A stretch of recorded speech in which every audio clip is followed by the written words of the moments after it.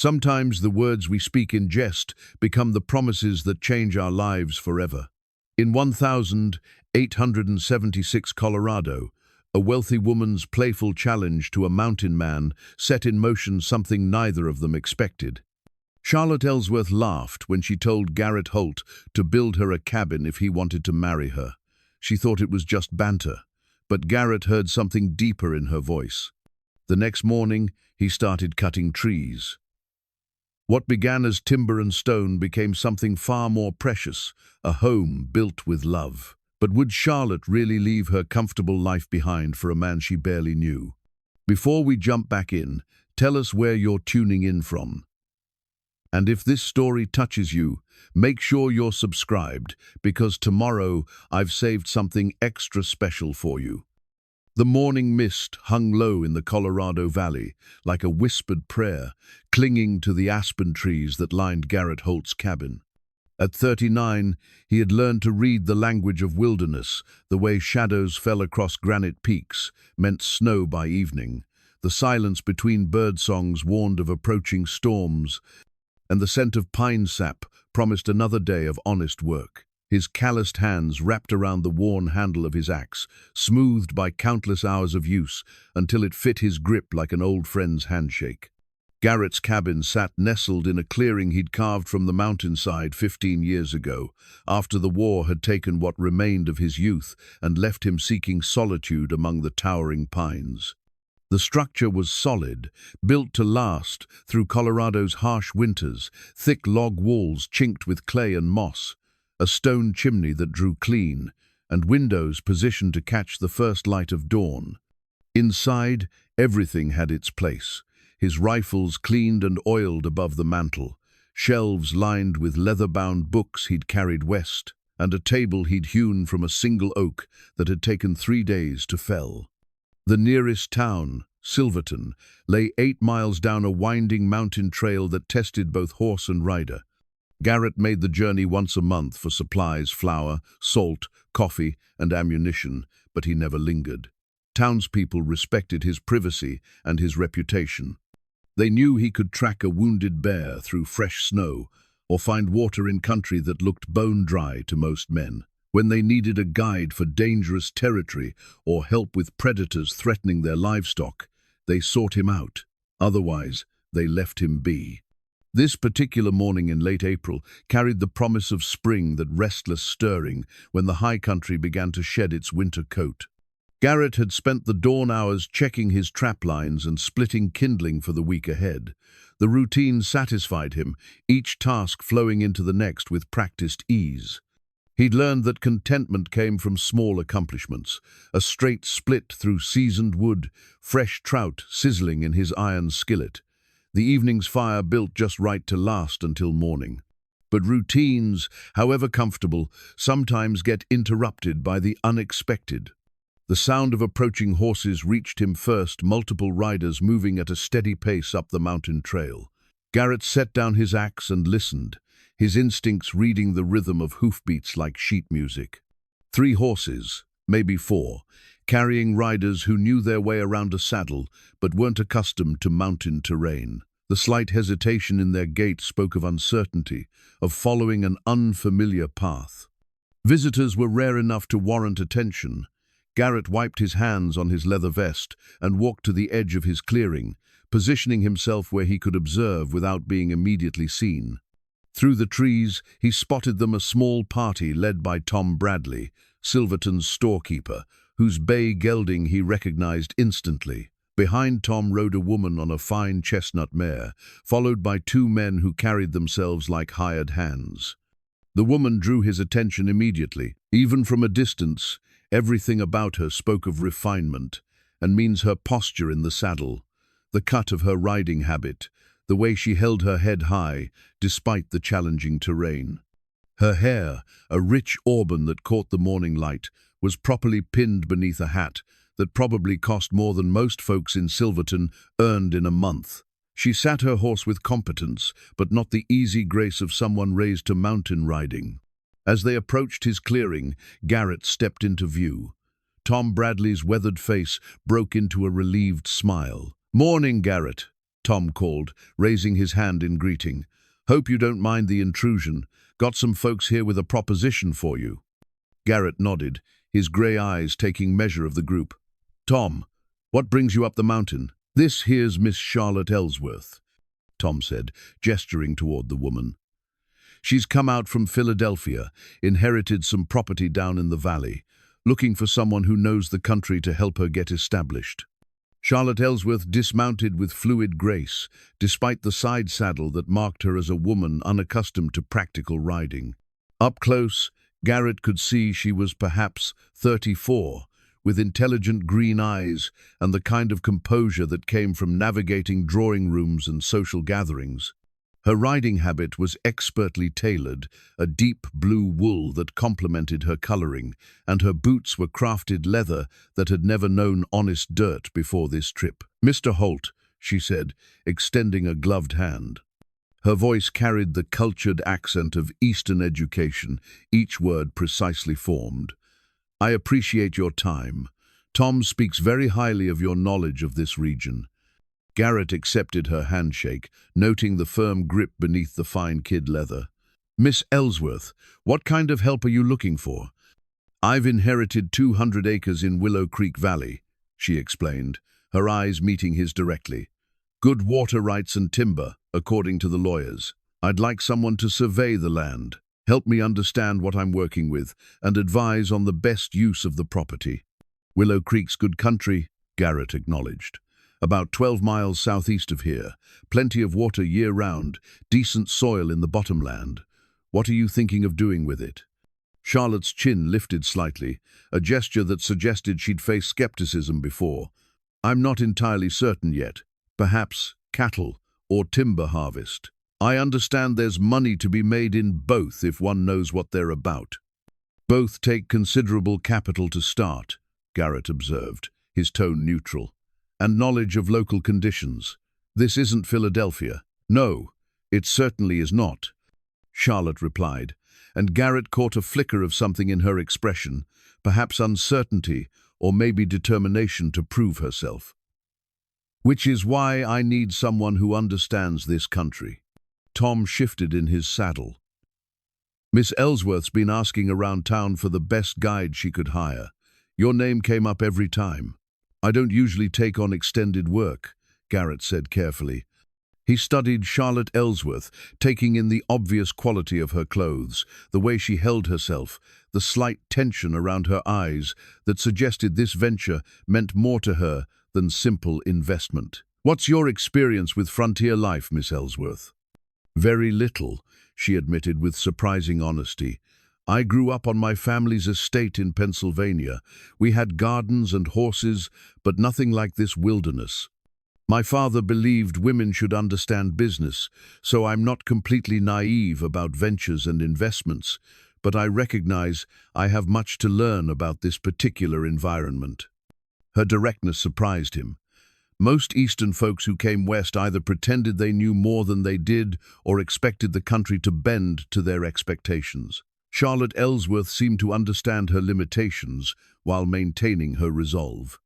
"Willow Creek Valley's isolated," Garrett said. "No close neighbors, rough trail access. You planning to live out there?" "Eventually, yes. I have circumstances back east that make a fresh start appealing." She didn't elaborate, and Garrett respected her privacy. Everyone who came west carried some story they'd rather leave behind. "The work would take several weeks," he told her. "Survey the boundaries, assess the timber, check the water sources and grazing potential. I'd need to camp out there most of that time." "I understand. What would you charge for such work?" When Garrett named his fee, Charlotte didn't flinch, though it represented more than most men in Silverton earned in half a year. She reached into her riding jacket and withdrew a leather purse that spoke of considerable means. "Would half now and half upon completion be acceptable?" she asked. "Fair enough," Garrett agreed. "When do you want to start?" "Tomorrow, if possible. I'm eager to understand what I've inherited." Garrett nodded slowly. Something about this arrangement felt different from his usual guiding work, though he couldn't quite identify what. Perhaps it was Charlotte Ellsworth herself, the way she combined obvious refinement with what appeared to be genuine determination, or how she met challenges head-on rather than expecting them to disappear. "I'll meet you at Tom's store at sunup," he said. "Bring practical clothes and gear for rough country. We'll be riding trails that'll test both you and your horse." "I'll be ready," Charlotte assured him. As the group prepared to leave, Charlotte paused beside her horse, looking back at Garrett with an expression that mixed curiosity with something deeper. "Mr. Holt, may I ask what brought you to live so far from civilization?" The question was personal, but asked with such genuine interest that Garrett found himself answering honestly. Sometimes a man finds he prefers the company of mountains to the company of people. The wilderness doesn't lie or disappoint, it just is what it is. Charlotte studied his face for a moment, as if memorizing it. "I think I'm beginning to understand that sentiment." She mounted her horse with practiced efficiency, settled her skirts, and followed Tom and her hired men back down the mountain trail. Garrett watched until they disappeared into the trees, then returned to his woodpile. But his axe felt different in his hands now, and the rhythm of splitting kindling couldn't quite restore his earlier contentment. Charlotte Ellsworth had brought something into his ordered world, a question he couldn't name, a possibility he wasn't sure he wanted to consider. Tomorrow would begin what he assumed was simply another job, guiding another Eastern investor through Western realities. He had no way of knowing that by sunset tomorrow, his life would be pointed toward a future he'd never imagined, all because of 5 words spoken in laughter by a woman who didn't yet realize she meant them. Dawn came crisp and clear to Silverton, painting the mountain peaks in shades of rose and gold.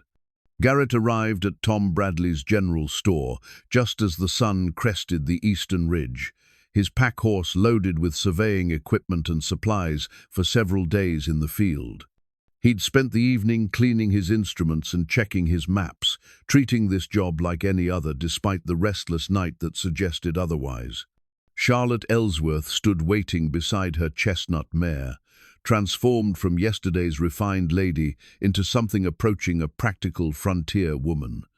She wore a split-riding skirt of sturdy brown wool, a white cotton blouse with the sleeves rolled to her elbows, and boots that looked broken in for actual work.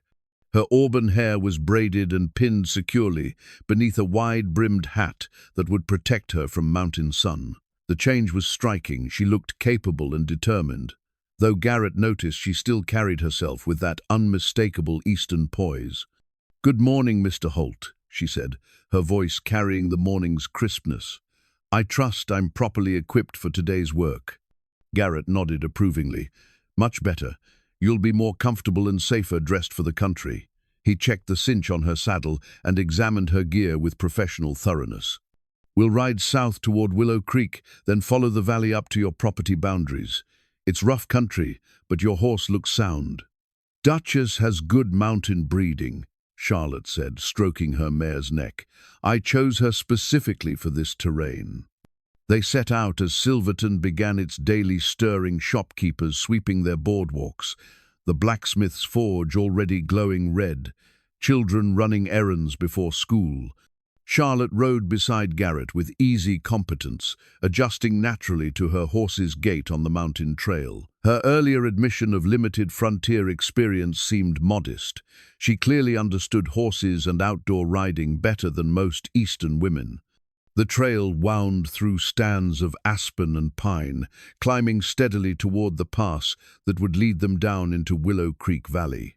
As they rode, Garrett found himself explaining the country, pointing out game trails, identifying useful plants, describing how the seasons affected travel and settlement patterns. Charlotte listened intently, asking thoughtful questions that showed she was thinking beyond simple tourism. "That meadow there," she said, pointing to a natural clearing carpeted with new grass, "would that support cattle?" "Good summer grazing," Garrett confirmed, "but you'd need winter feed and shelter. Mountain winters are harsh, snow can be 10 feet deep and last 5 months. How do established ranchers manage it?" "Hay meadows in the valleys, barns for shelter, enough hands to keep the operation running when travel becomes difficult or impossible. He studied her profile as she absorbed this information. It takes considerable planning and resources. I see. Charlotte was quiet for a moment, then asked, "What would you do with 200 acres in Willow Creek Valley?" The question was direct and personal, asking for his judgment rather than simple information. Garrett considered it seriously as they navigated a rocky section of trail. "Depends on what I wanted from the land," he finally answered. "If I needed income, selective timber harvest might be best. Cut the mature trees, leave the forest healthy. If I wanted a home place, I'd choose the best building site, develop water sources, plan for year-round living. And if you wanted both, then I'd need to be very careful about balancing them. Take too much timber and you lose the beauty and protection of the forest. Build in the wrong place and you make everything else harder." They crested the pass and began the descent into Willow Creek Valley. The view that opened before them drew a soft exclamation from Charlotte. Rolling meadows lined with cottonwoods and aspens, the creek itself winding silver through the green bottomland, and beyond it all, forested hills rising toward distant peaks, still touched with snow. "It's beautiful," she said simply. "Good country," Garrett agreed. "Whoever owned this before you chose well." They spent the morning riding the boundaries, Garrett using his surveying instruments to establish the exact property lines, while Charlotte took notes in a leather-bound journal she'd brought for the purpose. Her 200 acres encompassed some of the valley's best features: a mile of creek frontage, mixed meadow and forest, and a natural building site on a slight rise that would provide both good drainage and commanding views. By midday, they'd worked their way to the heart of the property, where a grove of ancient cottonwoods shaded a natural spring that fed into the main creek. Charlotte dismounted and walked to the spring's edge, kneeling to cup the clear water in her hands. "This would make a perfect homestead site," she said, looking around at the natural protection of the trees and the open meadow beyond. Water, shelter from wind, level ground for building. Garrett hobbled their horses to graze and unpacked their lunch bread, cheese, and dried apples he'd brought from his own stores. They sat in the dappled shade, the spring's gentle murmur providing peaceful background to their meal. "May I ask you something personal, Mr. Holt?" Charlotte said as they ate. "You can ask. Can't guarantee I'll answer." She smiled at that, the first genuinely relaxed expression he'd seen from her. "Why did you never marry and settle down? Build a family place like this?" The question touched on territories Garrett rarely explored, even in his own thoughts. He was quiet for so long that Charlotte began to apologize, but he held up a hand to stop her. "I was married once," he said finally. "Long time ago, before the war. She died while I was away fighting. After that, I found I preferred solitude." "I'm sorry," Charlotte said softly. "That must have been terribly difficult." "It was what it was. A man learns to carry what he has to carry." They finished their meal in comfortable silence, each lost in private thoughts.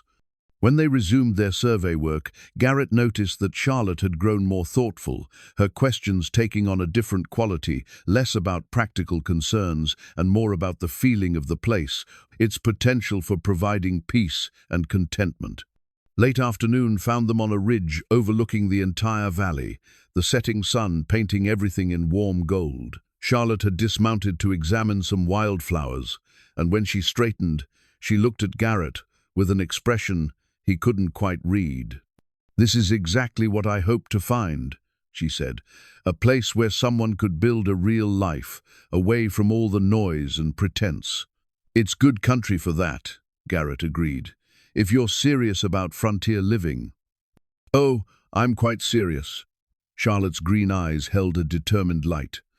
"I've had enough of drawing rooms and social obligations and men who see me as nothing more than my father's money and connections. I want something real, something I build with my own hands and choices." The passion in her voice surprised him. This wasn't just investment talk or romantic notions about frontier life. Charlotte Ellsworth was running towards something as much as she was running away.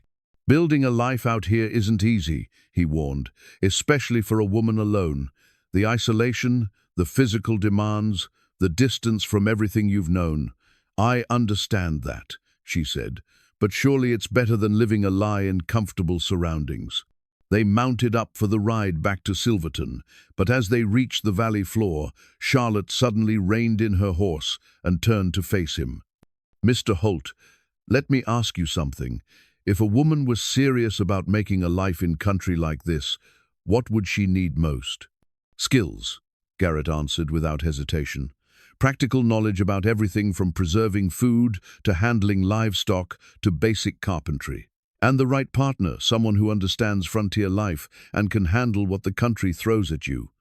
Charlotte laughed, a sound that carried both mirth and something that might have been challenge. "Build me a cabin, mountain man, and I'll marry you." The words hung in the air between them like a struck bell, reverberating with implications neither had expected. Charlotte's eyes widened slightly, as if she'd surprised herself with the boldness of the statement. Garrett studied her face, looking for signs that she was joking, testing him, or simply making conversation. Instead, he saw something that looked very much like hope, mixed with fear, the expression of someone who just voiced a possibility they hadn't fully acknowledged even to themselves. "Miss Ellsworth," he said slowly, "are you making me an offer?" Charlotte's cheeks flushed, but she didn't look away. "I suppose I am, though I can't say I planned to." "That's a serious proposition." "Yes, it is." Her voice steadied, taking on the same directness she'd shown when discussing business. "You need to understand, I'm not speaking lightly or romantically. I mean exactly what I said. Build me a cabin worthy of frontier life, and I'll marry you and make my life here." Garrett felt something shift inside him, like the moment when a key turns and a long-locked door swings open. This woman, this refined Eastern lady with her careful manners and expensive education, was offering him something he'd thought was lost forever. Not just marriage, but partnership. Not just companionship, but shared purpose. "You're serious," he said, and it wasn't a question. "Completely serious. Then I accept your offer, Miss Ellsworth." The words surprised him as much as they did her. He hadn't planned to say them, hadn't even fully considered the implications, but they came from some deep place of certainty he'd forgotten he possessed. Charlotte's breath caught. "You do?" "I do. I'll build you a cabin, Charlotte Ellsworth. And when it's finished, if you still want to make your life in this valley, I'll marry you." They stared at each other across the space between their horses, both understanding that something fundamental had just changed. What had begun as a business arrangement had become something altogether different, a leap of faith that would test them both in ways they couldn't yet imagine. The ride back to Silverton passed in thoughtful silence, each of them processing what they'd committed to. By the time they reached Tom Bradley's store, the terms were set and the work was about to begin, not just the building of a cabin, but the building of a life neither had dared to hope for until 5 words spoken in laughter had opened a door to an unexpected future. The morning after their unexpected agreement, Garrett found himself awake before dawn, staring at the log rafters of his cabin and questioning his sanity. In the grey light filtering through his windows, yesterday's commitment seemed both impossible and inevitable. He'd agreed to build a cabin for a woman he barely knew, with the promise of marriage hanging in the balance like a sword that might fall either way. But as he rose and began his morning routine, the familiar motions of building a fire and preparing coffee steadied him.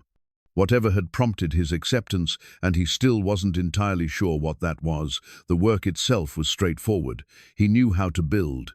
He understood timber and foundations, roofing and chinkling. The rest would sort itself out in time. Charlotte appeared at his cabin just after sunrise, riding alone and carrying a canvas satchel that suggested she'd come prepared for serious work.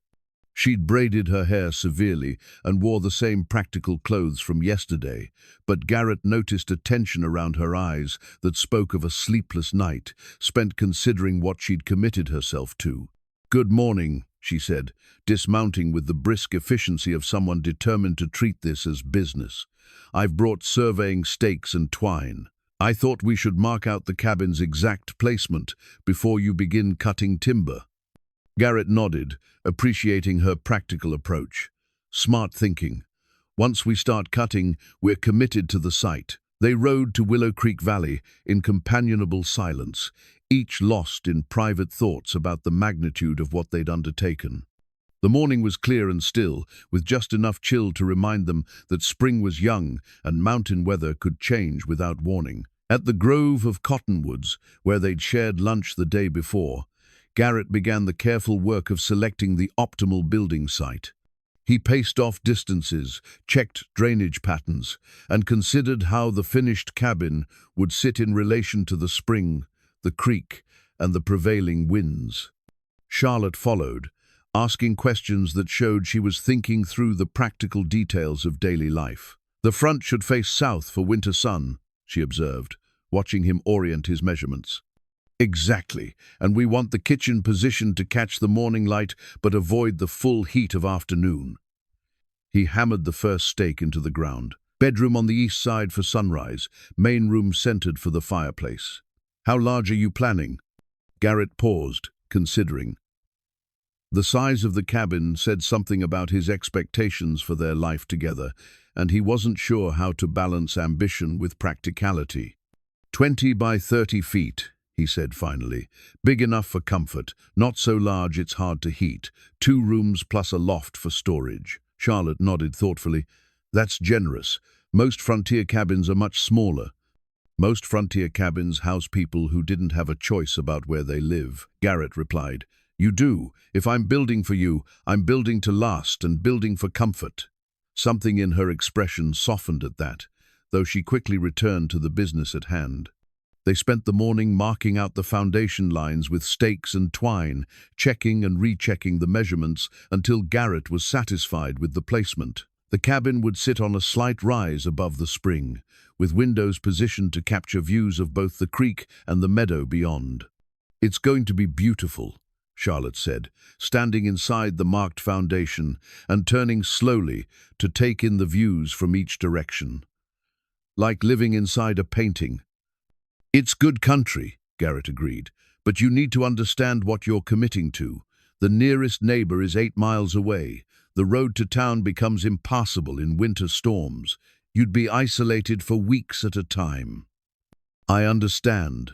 Charlotte's voice carried quiet conviction. "I've lived my entire life, surrounded by people I couldn't trust, attending social gatherings that meant nothing, maintaining relationships based on convenience rather than genuine affection. Isolation with someone I respect sounds like freedom." Her honesty caught him off guard. "You barely know me, Charlotte." "I know enough." She turned to face him directly. "I know you keep your word, work with your hands, and treat the land with respect. I know you don't try to impress me with words or promises you can't keep. After the men I've known back east, that's remarkably appealing." Garrett felt heat rise in his chest, a mixture of pride and something deeper that he wasn't ready to examine. "Building a cabin is one thing. Living together is another entirely. I know that too." Charlotte picked up one of the surveying stakes and turned it in her hands, studying the wood grain as if it held answers.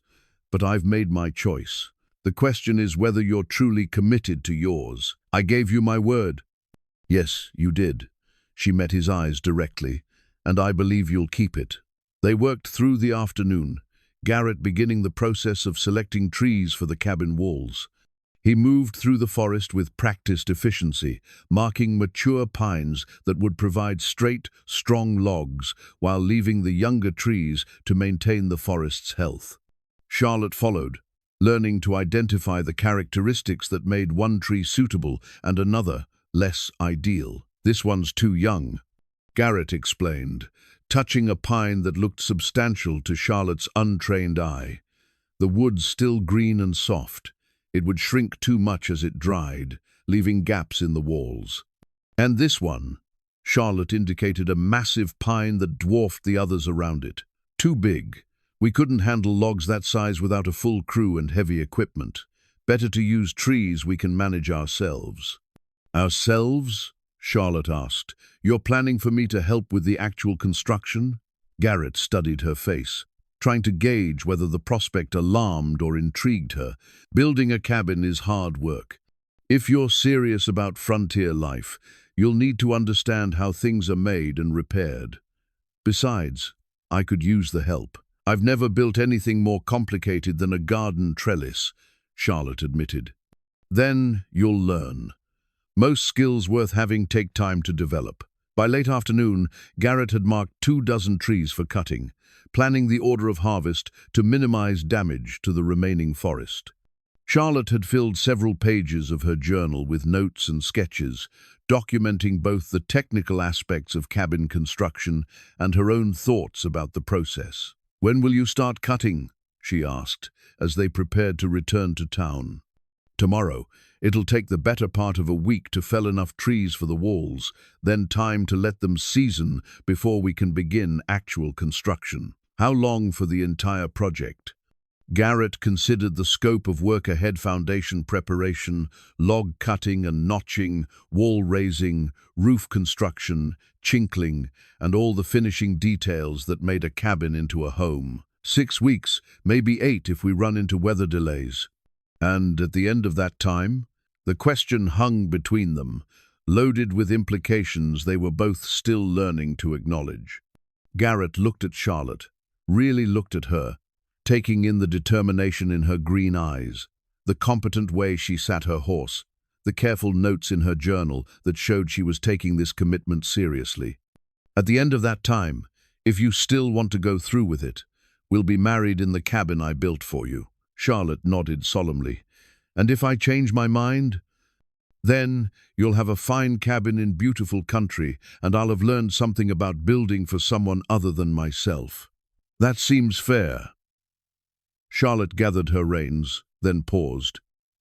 "Garrett, may I ask you something?" "Go ahead." "Yesterday, when I made that challenge about building a cabin, what made you take it seriously?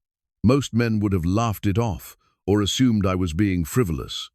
Garrett thought about her question as they rode toward town, the setting sun casting long shadows across the valley floor. How could he explain that her words had touched something in him he'd thought was dead? That the combination of her obvious capability and her frank admission of wanting something real had made him believe, for the first time in years, that partnership might be possible again. "I heard something in your voice," he said finally.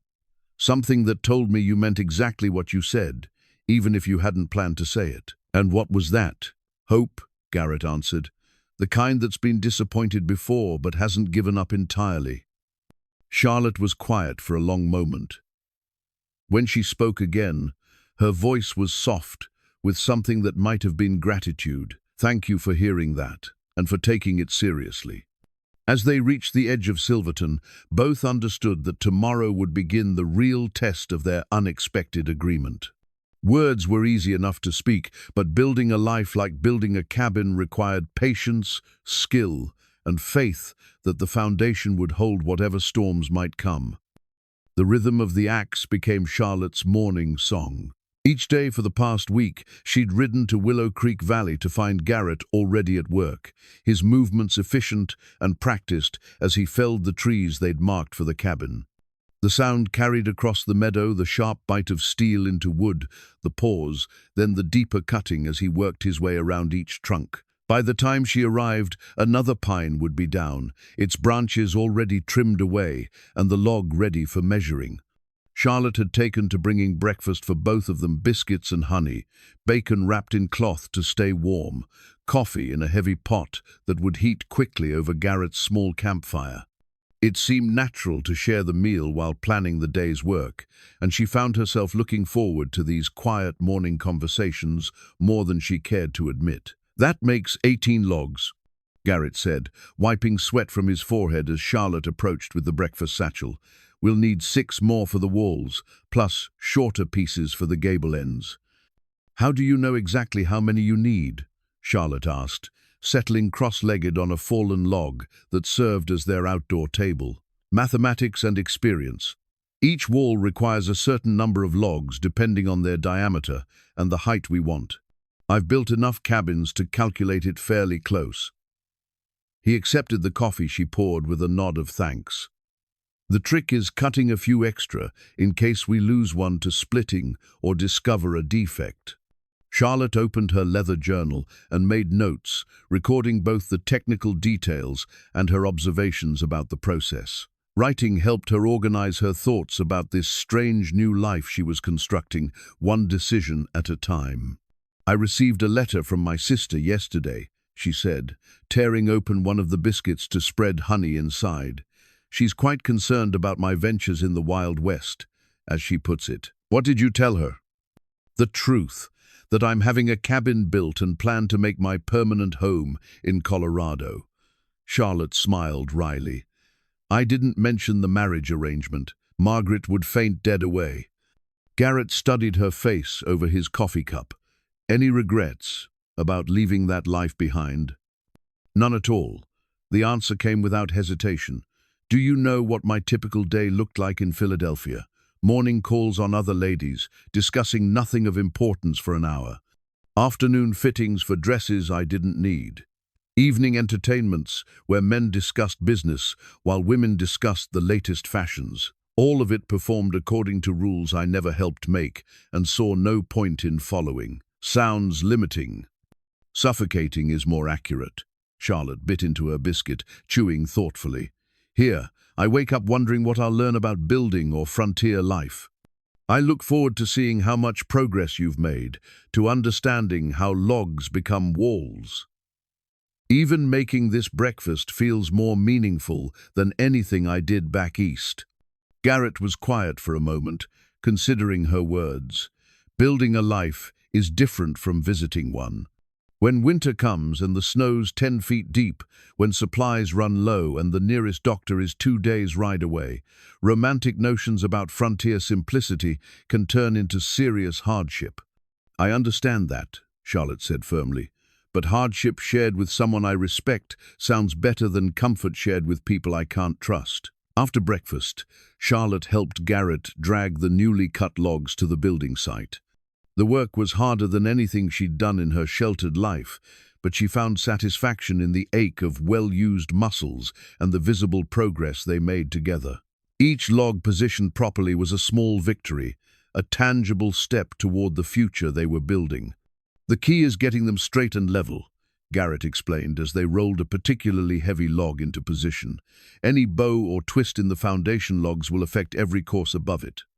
Charlotte learned to read the wood grain, to spot the natural curves that would make a log unsuitable for certain positions. She discovered that her hands, soft from years of genteel living, were developing calluses that she wore like badges of accomplishment. "This one's got a slight bow," she observed, running her palm along a log's length. "Good eye. We'll save that one for a place where the curve won't matter, maybe in the loft framing." By midweek, they'd accumulated enough logs to begin the foundation work. Garrett taught Charlotte to use the level and square, showing her how to ensure each corner was true and each course was properly aligned. The precision required surprised her. She'd imagined cabin building as rough frontier work, but Garrett approached it with the care of a craftsman. "Sloppy work in the foundation means problems everywhere else," he explained, adjusting a log until the level's bubble sat perfectly centered. "Better to take time getting it right than spend years living with the consequences." "Is that a philosophy that applies beyond carpentry?" Charlotte asked. Garrett met her eyes across the log they were positioning. "I'd say it applies to most things worth doing." The work progressed steadily, but it wasn't without challenges. An afternoon thunderstorm soaked them both and turned their work site into a muddy mess. One log split when they tried to position it, requiring a replacement to be cut and hauled from the forest. Charlotte discovered muscles she'd never used before, and Garrett had to adjust his expectations for how much they could accomplish in a day with her inexperienced help. "I'm slowing you down," Charlotte said on Thursday afternoon, frustration evident in her voice as she struggled with a task that Garrett could have completed in half the time. "You're learning," he corrected. "Every skill takes practice. Besides, I'm not in a hurry." "Aren't you? We agreed on a timeline." Garrett set down his tools and looked at her directly. "Charlotte, I need to ask you something, and I want an honest answer." She straightened, sensing the seriousness in his tone. "What is it? Are you doing this to prove something to yourself, or because you genuinely want this life?" The question hit deeper than she'd expected. Charlotte sat on a nearby stump, considering how to respond with the honesty he'd requested. "Both, I think," she said finally. "I do want to prove I can build something meaningful with my own hands and choices, but I also want this life, this partnership, this connection to something real and lasting. And the marriage part? When this cabin is finished, you'll be committed to more than just frontier living." Charlotte felt heat rise in her cheeks, but she held his gaze. "I'm aware of that. Are you having second thoughts? Not about building the cabin, but I need to know you understand what you're agreeing to. Marriage out here isn't the same as marriage in a Philadelphia drawing room. We'll depend on each other for everything: companionship, survival, the success or failure of whatever life we build." "I understand the stakes," Charlotte said quietly. "Do you think I'm not capable of keeping my end of the bargain?" "I think you're more capable than you know," Garrett replied. "But capability and commitment are different things." Charlotte stood and walked to the edge of their work site, looking out over the valley that would soon be her permanent home. The afternoon light painted everything in warm gold, highlighting the creek's meandering path and the meadow where she imagined keeping a garden. Maybe a few chickens, perhaps even a milk cow eventually. "Garrett, I've never made a promise I didn't keep," she said without turning around. "I don't intend to start now." When she faced him again, he saw something in her expression that satisfied whatever concern had prompted his questions. They returned to work without further discussion, but Charlotte sensed that something had shifted between them, a deeper acknowledgement of the weight of their agreement and their mutual determination to honor it. That evening, as they cleaned their tools and prepared to return to town, Charlotte made an observation that surprised them both. "You know, I think I'm beginning to understand why you chose this life in the mountains." "How so?" "The honesty of it. The wood either fits or it doesn't. The foundation is either level or it isn't. There's no pretense, no hidden meanings to decipher. Everything is exactly what it appears to be." Garrett nodded slowly. "That's part of it. But the biggest part is that you can trust the work, build something properly, and it'll stand for generations. Treat the land with respect, and it'll provide what you need. Keep your word, and others will keep theirs." Charlotte gathered her journal and the empty breakfast satchel, then paused at her horse's side. "Is that what you're doing with me? Keeping your word?" "That's what we're both doing," Garrett replied. "Building something that'll stand, based on promises we intend to keep." As they rode back to Silverton under the first stars, Charlotte reflected on how much her life had changed in the span of 2 weeks.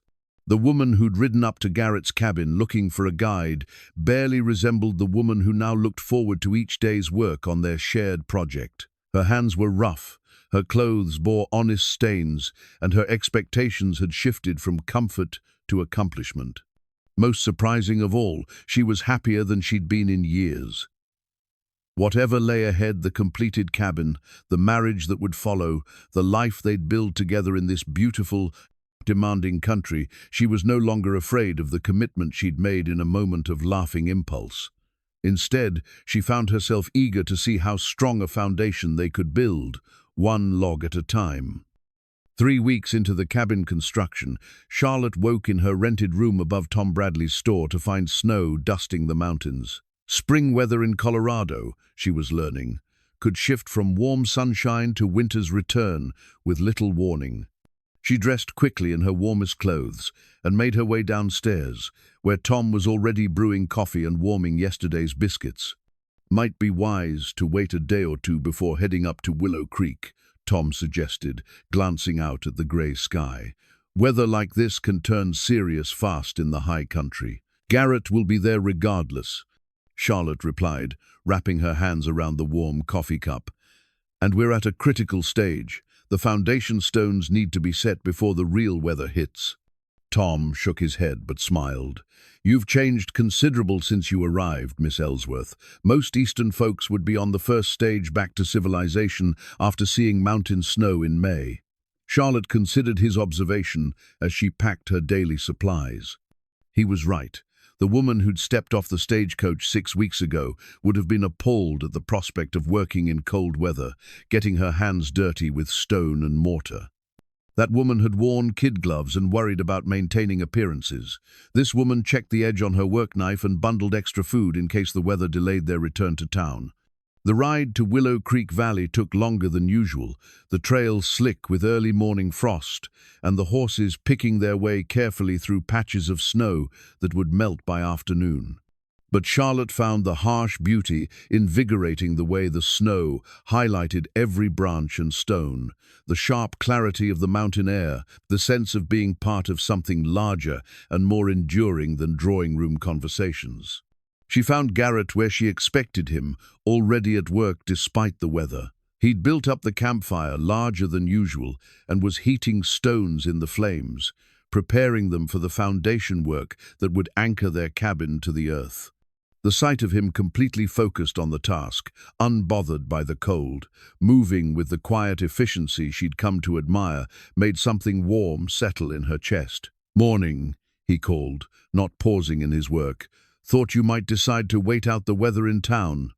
"Did you?" Charlotte dismounted and hobbled her horse near the fire's warmth. "What gave you that impression?" Garrett straightened and looked at her, really looked, taking in her practical clothes, her lack of complaint about the conditions, the way she immediately began unpacking the breakfast she'd brought, despite the weather. "Nothing recent," he admitted.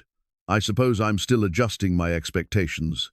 Charlotte poured coffee for both of them, adding a generous dollop of honey to combat the morning's chill. "What expectations are those? That you might remember you have other choices.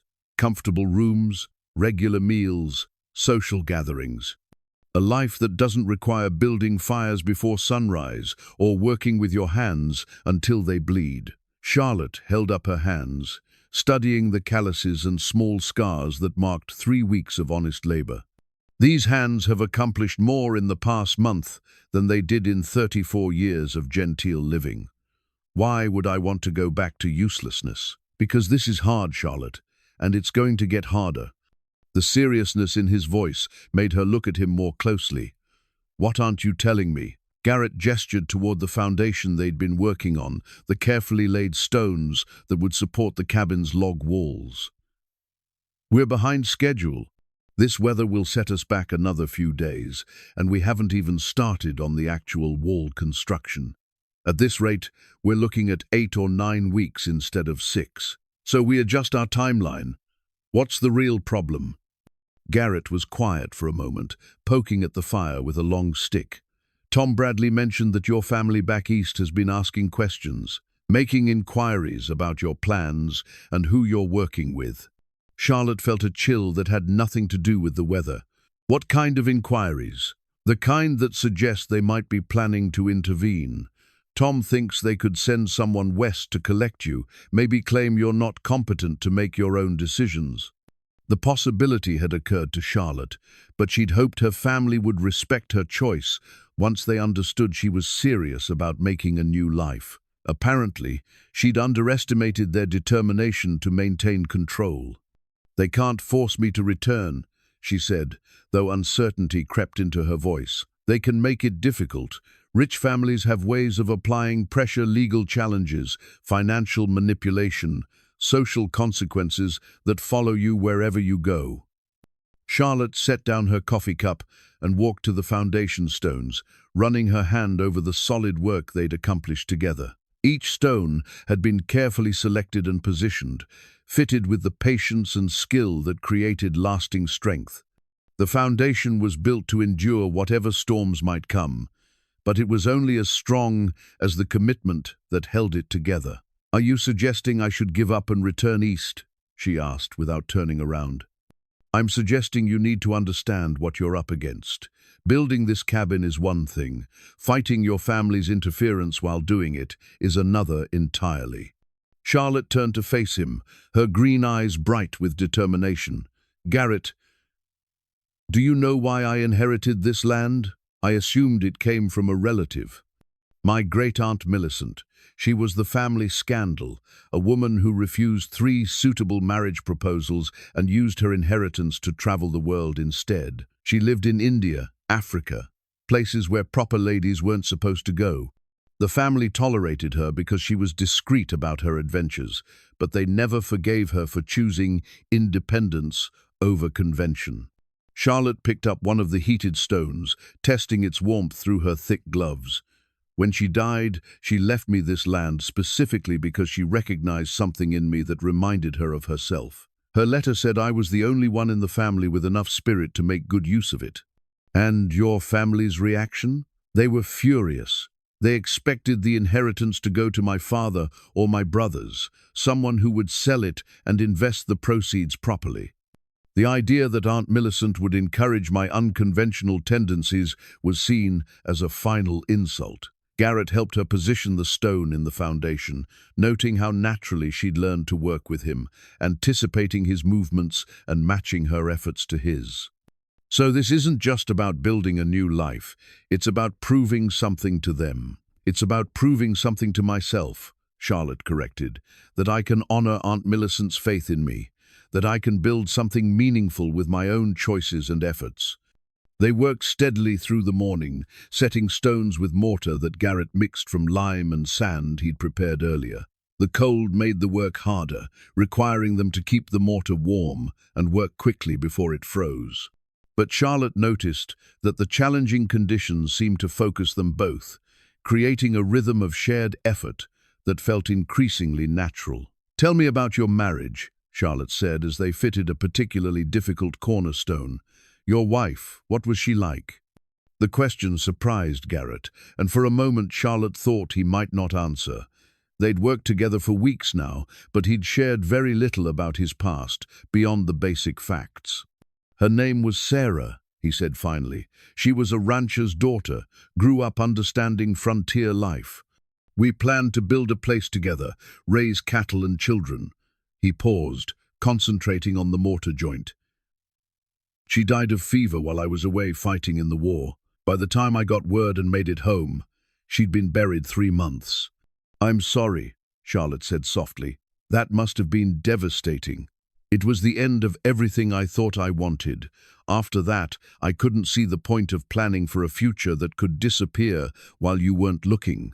Charlotte understood now why her proposal had affected him so deeply. She wasn't just asking him to build a cabin, she was asking him to risk hoping again, to believe that happiness could be built and protected and trusted to last. "Is that why you've been so careful about our arrangement, warning me about the difficulties, making sure I understand the challenges?" "Partly. I don't want you to commit to something you haven't thought through completely." Garrett met her eyes across the stone they were setting. "But mostly, I needed to convince myself that you're serious about this life, not just running from your old one." "And what have you concluded?"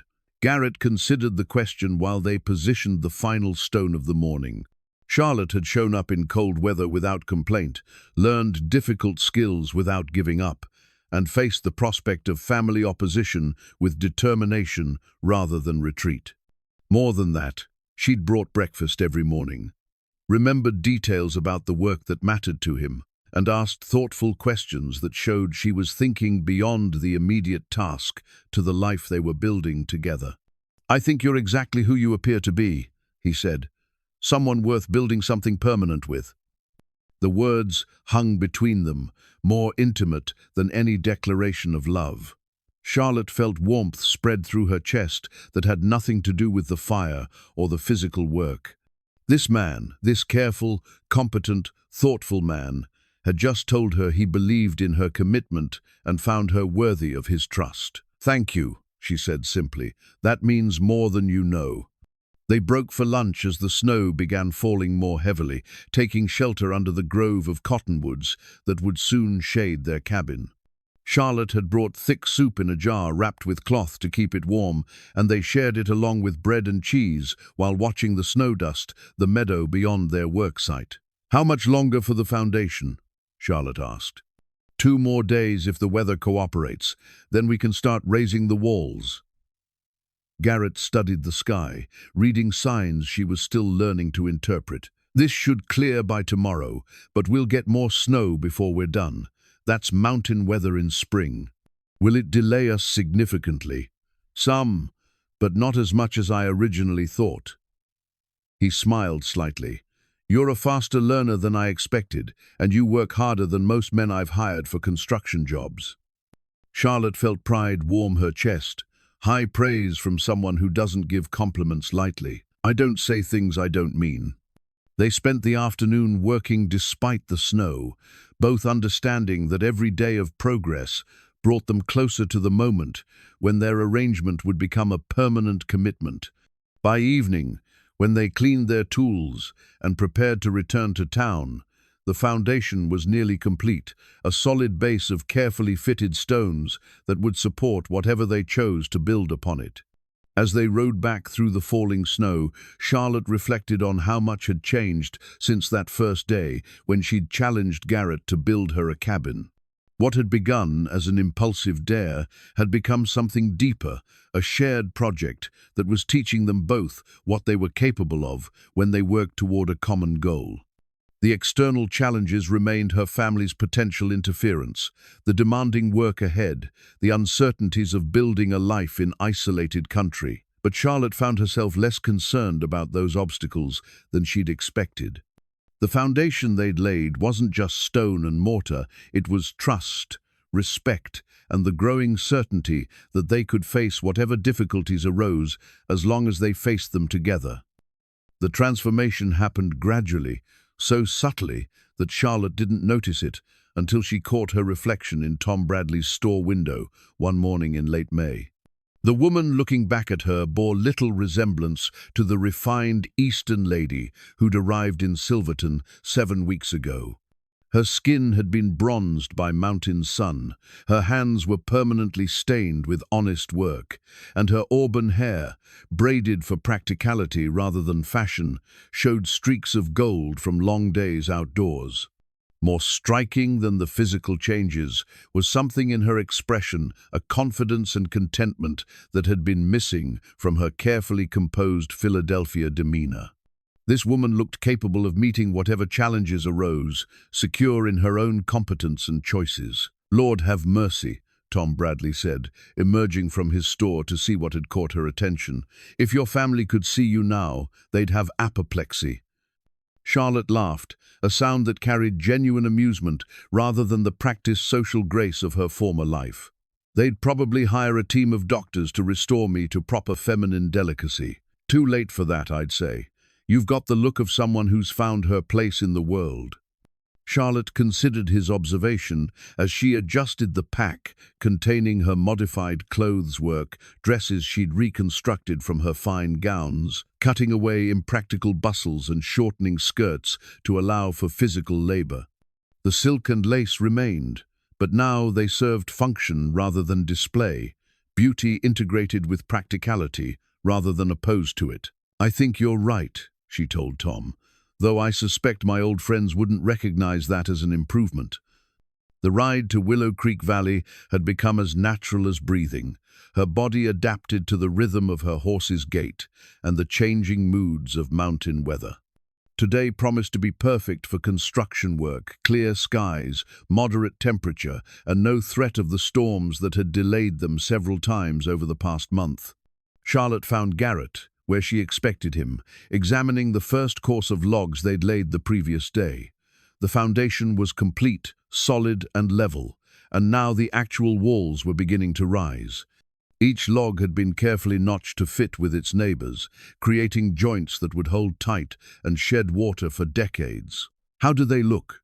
Charlotte asked, dismounting and checking the logs herself. She'd learned to spot logs that hadn't seated properly, joints that needed adjustment, places where the wood grain might cause future splitting. "Good. We'll be ready to raise the second course this morning." Garrett straightened and accepted the coffee she offered, his movements showing the accumulated fatigue of weeks of demanding physical work. "I want to get at least 3 more courses up this week.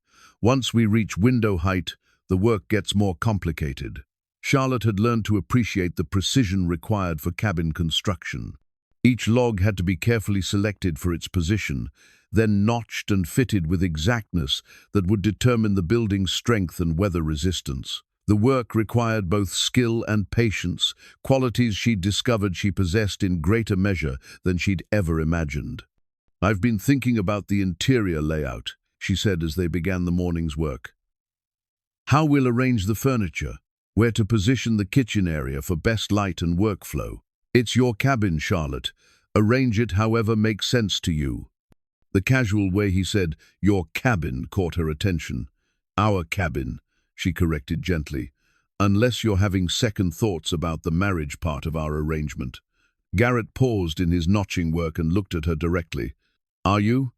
The question deserved serious consideration. Charlotte had spent sleepless nights thinking about what it would mean to share her life with this man, the intimacy and compromise required, the permanent nature of the commitment, the reality of building a marriage along with a home. "No," she said firmly, "but I want to make sure we're both clear about what we're agreeing to. This started as a somewhat impulsive challenge, but it's become something much more serious." "It has," Garrett agreed. "The question is whether you're ready for that kind of commitment." Charlotte set down her tools and walked to the edge of their work site, looking out over the valley that would soon be her permanent home. The meadow stretched green and peaceful in the morning light, the creek meandered silver through the grassland, and the mountains rose protective and enduring beyond it all. It was beautiful, but more than that, it felt right, like a place where she could build something meaningful and lasting. "Garrett, may I tell you something that might sound strange?" "Go ahead." "I've never felt more like myself than I do working beside you on this cabin. Not the self I was taught to be in Philadelphia, but the self I always suspected I could become if I had the chance." She turned to face him. "Does that make sense?" "Perfect sense. Building something with your own hands changes how you see yourself. It's more than that, though. It's working with someone who respects my contributions, who doesn't try to protect me from challenges, but helps me meet them. It's planning a future based on what we both want, rather than what others expect from us." Garrett joined her at the valley's edge, his expression thoughtful. "Charlotte, I need to tell you something. When Sarah died, I thought I'd never want to risk caring about someone again. Losing her nearly destroyed me, and I decided that solitude was safer than hoping for happiness that might not last." "What changed your mind?" "You did. Watching you learn and grow stronger, seeing how you approach challenges, the way you've thrown yourself into this work without reservation, it's made me remember that some things are worth the risk." Charlotte felt her breath catch. This was the closest Garrett had come to speaking about feelings rather than practical arrangements, and his words touched something deep in her chest that had been waiting to be acknowledged. "Are you saying you care about me?" she asked softly. "I'm saying I more than care about you. I'm saying that building this cabin with you has become the most important thing I've done in 15 years. The admission hung between them, more intimate than any physical touch. Charlotte reached out and took his hand, noting how their calluses had formed in similar patterns from shared work, how his fingers fit naturally between hers. "Then let's finish what we started," she said. "Not just the cabin, but everything it represents." They returned to work with renewed purpose, each log positioned with care that went beyond craftsmanship to become an act of faith in their shared future. The morning passed quickly, their movements synchronized by weeks of working together, conversation flowing naturally between technical details and personal observations. "My sister wrote again," Charlotte mentioned as they fitted a particularly challenging log. "She's threatening to visit, supposedly to see how I'm managing, but really to convince me to return east. Are you worried about that?" "About her visit? No. About her reaction when she sees how much I've changed?" Charlotte laughed. "She'll probably faint. Margaret has always believed that a lady's hands should never show evidence of honest work. And what will you tell her about our arrangement?" Charlotte considered the question while they adjusted the log's position. "The truth. That I've found someone worth building a life with, in a place where I can be who I was meant to be. She'll try to talk you out of it. She'll try, but she won't succeed. Charlotte met his eyes across their work. Garrett, I want you to understand something. What we're building here, this cabin, this partnership, this life, it's not a consolation prize or a romantic escape from reality. It's exactly what I choose. Not because it's easy, but because it's real. By afternoon, they'd raised 3 more courses of logs, bringing the walls to chest height. The cabin was beginning to take recognizable shape, no longer just a foundation, but the beginning of an actual dwelling. Charlotte could envision the finished space windows framing views of the valley, a fireplace warming winter evenings, a kitchen where she'd prepare meals from their own garden and livestock. "It's really going to happen, isn't it?"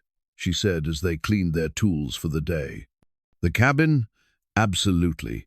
We're making good progress despite the weather delays. Not just the cabin, all of it. The marriage, the life we're planning, the future we're building together." Garrett studied her face, reading the mixture of excitement and nervousness in her expression. "Are you ready for that?" "I'm ready for the challenge," Charlotte replied. "I'm ready for the work and the isolation and the demands of frontier life. What I'm not sure about is whether I'm ready to be as happy as I think I'm going to be." The honesty of her admission surprised them both. Charlotte had grown accustomed to speaking frankly with Garrett, but this touched on feelings she'd barely acknowledged to herself. "Explain that," Garrett said gently. "I've never been truly happy before. Content, sometimes, satisfied with small accomplishments, but never this sense of rightness about my choices and my future. It's almost frightening to want something this much, to believe it might actually work out the way I hope." Garrett understood her fear. He'd felt something similar as the cabin walls rose, and their relationship deepened the vulnerability of hoping for happiness after years of protecting himself from disappointment. "We can't guarantee it'll work out exactly as we hope," he said, "but we can promise to keep building it together, whatever challenges come." Charlotte nodded, accepting both the uncertainty and the commitment his words implied. As they mounted their horses for the ride back to town, she felt the settling satisfaction of another day's progress toward the future they were creating together. The cabin was rising log by log, and with it, her confidence that she'd found not just a new life, but the right life, one built on honesty, respect, and the growing certainty that some promises were worth keeping regardless of the cost. Charlotte discovered the photograph by accident on a morning when mountain storms had made travel to Willow Creek Valley impossible. Garrett had invited her to his cabin to wait out the weather, and while he stepped outside to tend to the horses, she'd been examining his bookshelf, an impressive collection of literature and technical manuals that revealed depths to his education she hadn't fully appreciated. When she pulled out a volume of Emerson's essays, a small object fluttered to the floor. Charlotte bent to retrieve it, expecting perhaps a pressed flower or bookmark, but instead found herself holding a faded daguerreotype in a silver frame. The image showed a young woman with dark hair and gentle eyes, sitting beside a man Charlotte barely recognized as a younger, unmarked version of Garrett. They were formally posed, but unmistakably happy, the woman's hand resting on the man's shoulder in a gesture of comfortable intimacy. Charlotte's breath caught as understanding dawned. This wasn't just any woman, this was Sarah, the wife Garrett had mentioned only briefly, whose death had driven him to seek solitude in the mountains. But seeing her face, seeing them together, made the reality of his loss far more immediate and heartbreaking than his careful words had conveyed. "You found her picture." Garrett's voice came from behind her, quiet and carefully controlled. Charlotte turned, still holding the photograph, unsure whether to apologize for the intrusion or acknowledge what she'd discovered. "I'm sorry," she began. "I didn't mean to pry. The book fell open and—" "It's all right." Garrett crossed the room and took the photograph from her hands, his fingers handling it with the careful reverence of something precious and fragile.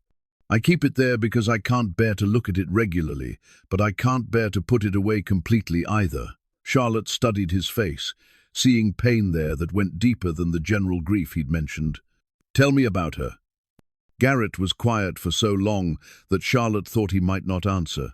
He sat heavily in his wooden chair, still holding the photograph, his grey eyes distant with memory. "Sarah was everything I thought I wanted in a wife," he said finally. "Kind, capable, understanding of frontier life. She could milk a cow, preserve vegetables for winter, shoot straight enough to protect herself when I was away. But more than that, she had this way of making everything feel possible, like whatever challenges we faced, we could handle them together." Charlotte settled into the chair across from him, sensing that this conversation would reshape everything she thought she understood about their arrangement. "We met at a barn raising," Garrett continued. "I was working for her father that summer, helping expand his ranch. Sarah brought dinner to the work crew, and while the other men were joking and showing off, she started asking me serious questions about the work, how we chose the timber, why we framed the structure a particular way. Most women would have found construction talk boring, but she was genuinely interested in understanding how things were built. "She sounds wonderful," Charlotte said softly. She was. We courted for 6 months, married the following spring. Spent our first year living in a cabin I built on her father's land, while we saved money to start our own place." Garrett's voice grew distant.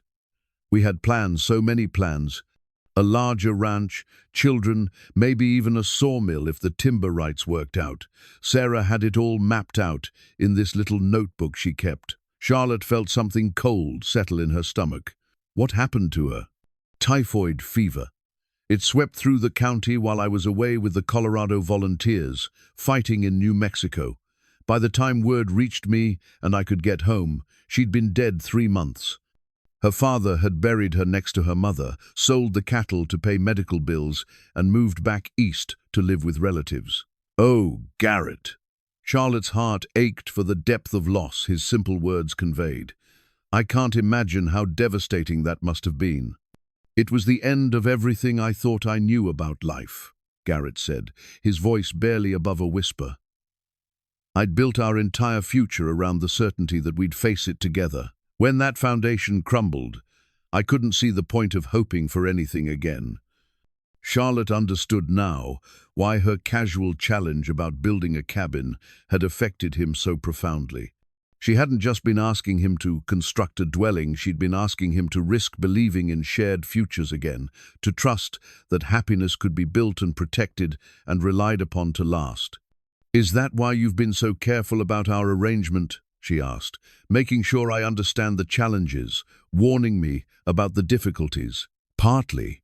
Garrett set the photograph on the small table beside his chair, but his eyes remained fixed on Sarah's face.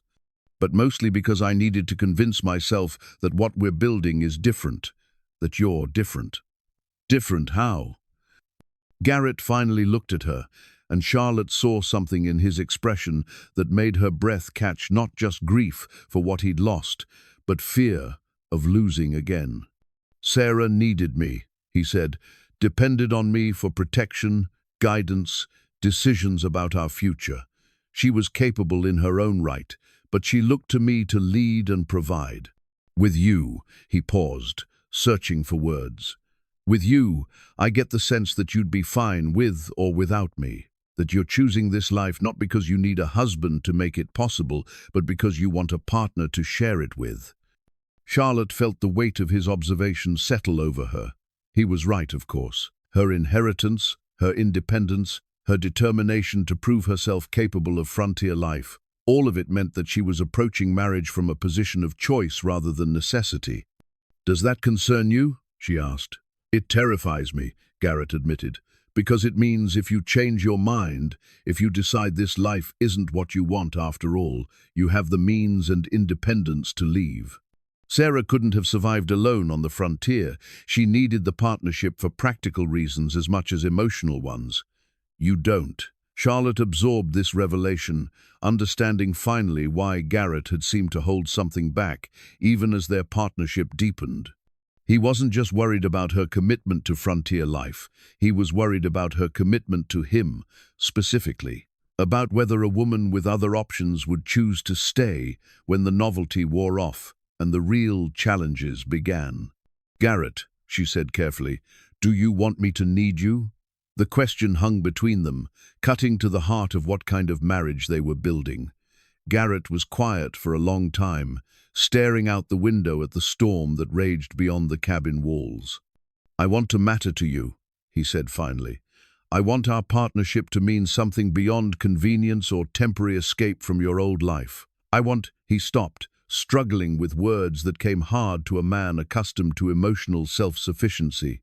"You want to know that I'm not just playing at frontier life until something better comes along," Charlotte finished gently. "Something like that." Charlotte rose from her chair and walked to the window, watching the rain streak down the glass while she considered how to respond. The truth was more complicated than simple reassurance.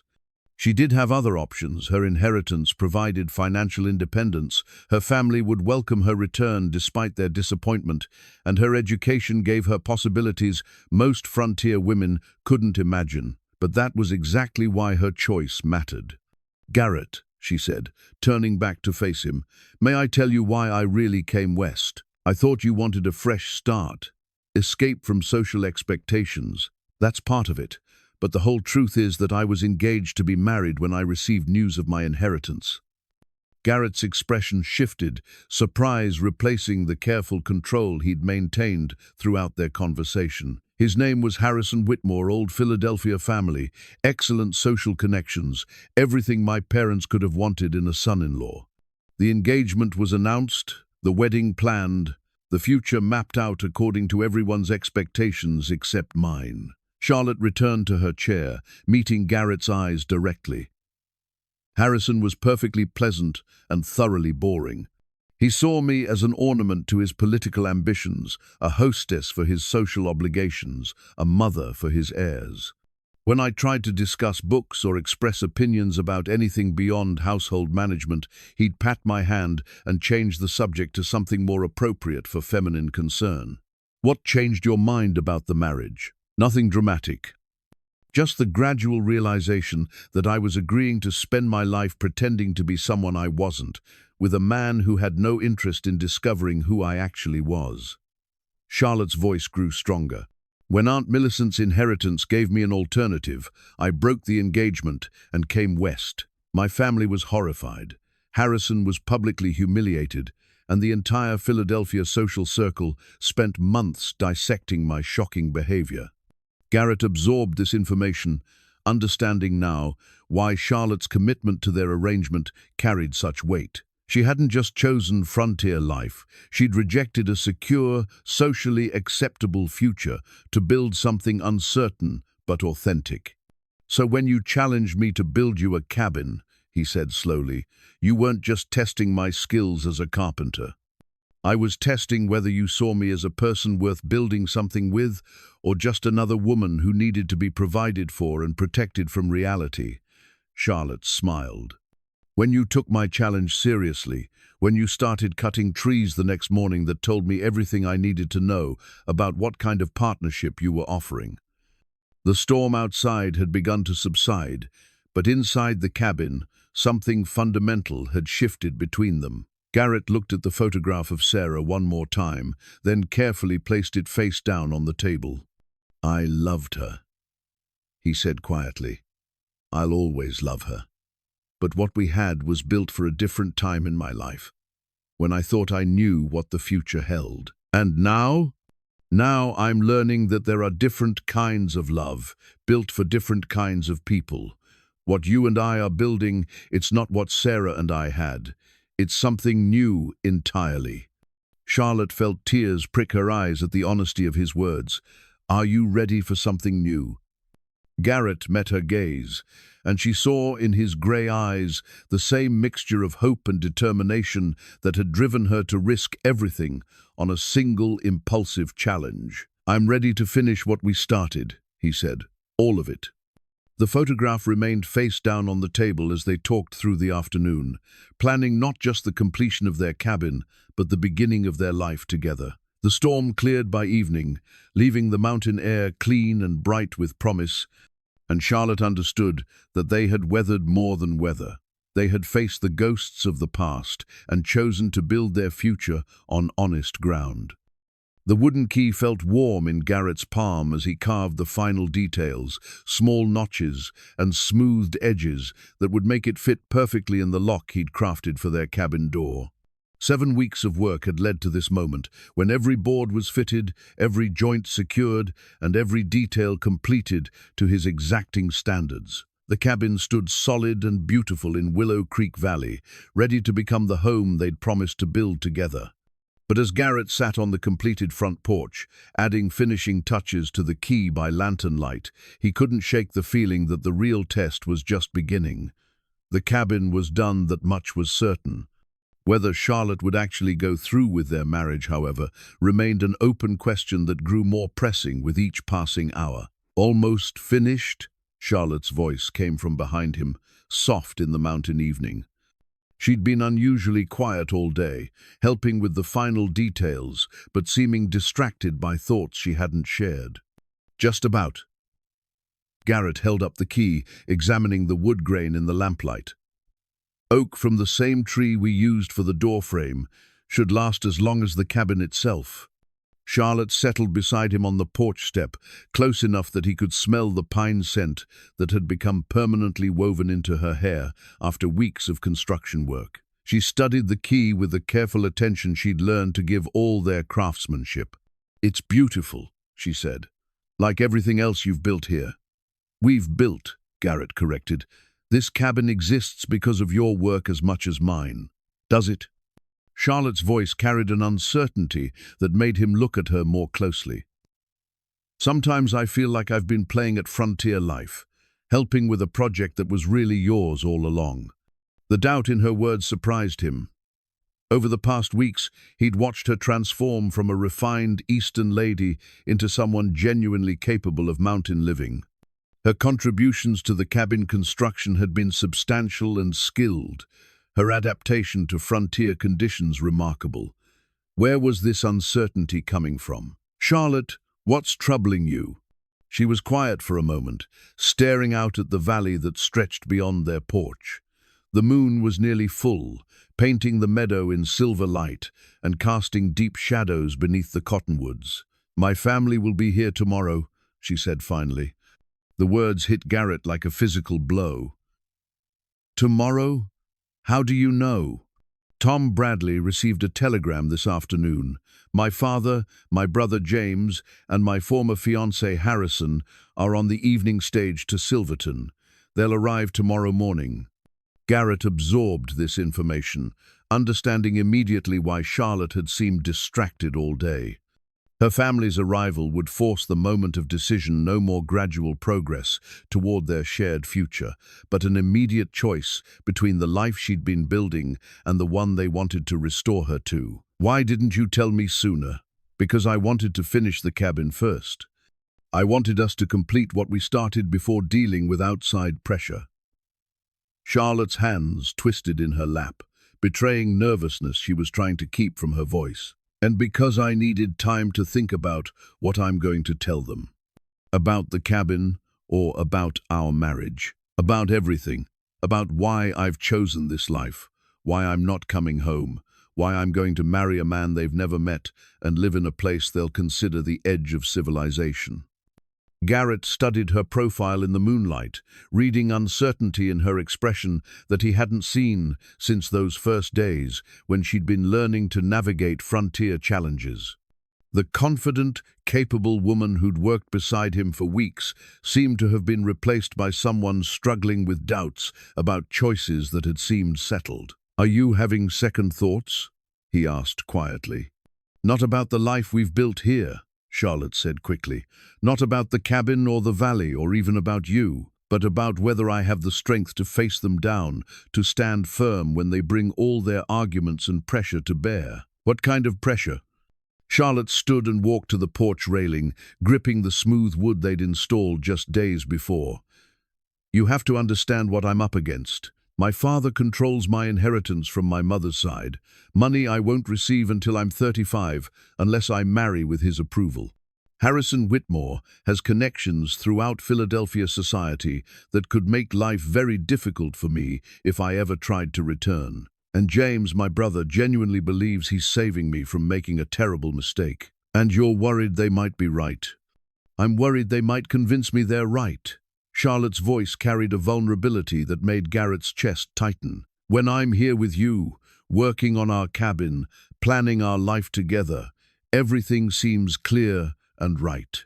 But when I imagine facing their arguments tomorrow, their certainty that I'm throwing my life away, I start to doubt my own judgment. Garrett joined her at the railing, close enough to offer comfort, but careful not to crowd her while she worked through her fears. He understood the pressure she was facing better than she might imagine. His own family had tried to dissuade him from his choices after Sarah's death, arguing that isolation wasn't healing but self-destruction. The difference was that he'd had years to develop certainty about his path. Charlotte was being asked to defend choices she'd made in a matter of weeks. "What do you want me to do?" he asked. "How can I help you through this?" "I don't know." Charlotte's honesty cut straight to the heart of his own fears. "Part of me wants you to fight for me, to stand up to them and declare your intentions. But another part worries that would only confirm their belief that you're manipulating me, taking advantage of a confused woman who doesn't know her own mind. And what do you believe?" Charlotte turned to face him fully, studying his features in the moonlight as if memorizing them. "I believe you've given me the chance to discover who I actually am when I'm free to make my own choices. I believe what we've built together, this cabin, this partnership, this understanding between us, is the most real thing I've ever experienced. But I also know that when my father starts listing everything I'm giving up, when Harrison explains how my reputation will be ruined if I go through with this marriage, when James shows me letters from friends who think I've lost my mind, it's going to be hard to hold on to that certainty." Garrett was quiet for a long moment, considering not just her words, but the deeper fear beneath them. Charlotte wasn't afraid of making the wrong choice. She was afraid of not being strong enough to make the right one when it became difficult. "Charlotte," he said finally, "can I tell you what I see when I look at you?" She nodded, though uncertainty flickered in her green eyes. "I see someone who had the courage to break an engagement that would have made her miserable, even though it cost her socially and financially. I see someone who traveled across a continent to claim an inheritance most people would have sold without ever seeing. I see someone who learned to build with her hands, to work in all weather, to find satisfaction in honest labor that would have horrified her former social circle." Garrett paused, watching her face in the moonlight. "Most of all, I see someone who kept her word when it would have been easy to retreat. You promised that if I built you a cabin, you'd marry me. Well, I built the cabin. The question isn't whether you have the strength to honor that promise. You've already proven you do. The question is whether you trust yourself enough to defend the choice you've made." Charlotte absorbed his words, feeling some of the tension ease from her shoulders. "You make it sound simple." "It is simple. Not easy, but simple. Tomorrow, your family will present you with arguments for returning to a life you've already rejected. You don't have to convince them you're right. You just have to remember why you left in the first place. And if they refuse to accept my decision, then you'll deal with the consequences, the same way you dealt with the consequences of breaking your engagement." Garrett's voice grew firmer. "Charlotte, you're not the same woman who came west 2 months ago. You've proven to yourself that you can build something meaningful, that you can adapt to challenges, that you can find happiness in a life you create rather than one you inherit. Don't let them convince you to forget who you've become." Charlotte felt tears prick her eyes, not from sadness, but from relief at hearing someone articulate the strength she'd been afraid to claim for herself. What if they're right about some things? What if I am giving up opportunities, security, connections that I'll regret losing? Then you'll face those regrets honestly, just like you've faced every other challenge. "But Charlotte," Garrett turned to face her fully, his grey eyes serious in the lamplight.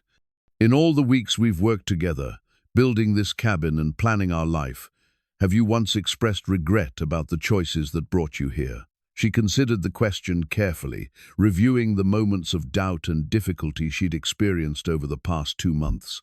Even when the work had been hardest, when her muscles ached and her hands bled, when storms delayed their progress and she'd struggled to master new skills even then, she'd felt more alive and purposeful than she ever had in Philadelphia drawing rooms. "No," she said quietly, "not once." "Then trust that. Trust what you've learned about yourself, what you've built with your own hands, what you've chosen when you were free to choose anything." They stood together in comfortable silence, looking out over the valley that would soon be their permanent home. The cabin behind them was solid and beautiful, every detail crafted with care and intention. Tomorrow would bring the test of whether their partnership was equally solid, equally built to withstand whatever pressures might come. "Garrett," Charlotte said softly, "will you do something for me? Anything. Will you let me face them alone, at least at first? I need to prove to myself that I can defend our choices without hiding behind your support." The request surprised him, though he understood the reasoning behind it. Charlotte needed to know her commitment came from her own conviction, not from his persuasion or protection. "If that's what you want, but I'll be close by if you need me." "Thank you." Charlotte reached out and took his hand, intertwining their fingers in a gesture that had become natural over weeks of shared work. "Whatever happens tomorrow, I want you to know that these past weeks building this cabin, building this partnership, have been the happiest of my life." "Mine too," Garrett said simply. They returned to the cabin's interior, where Garrett made final adjustments to the door lock, while Charlotte examined the space they'd created together. 2 rooms plus a loft, every detail planned for both beauty and function. Wide windows framed views of the valley.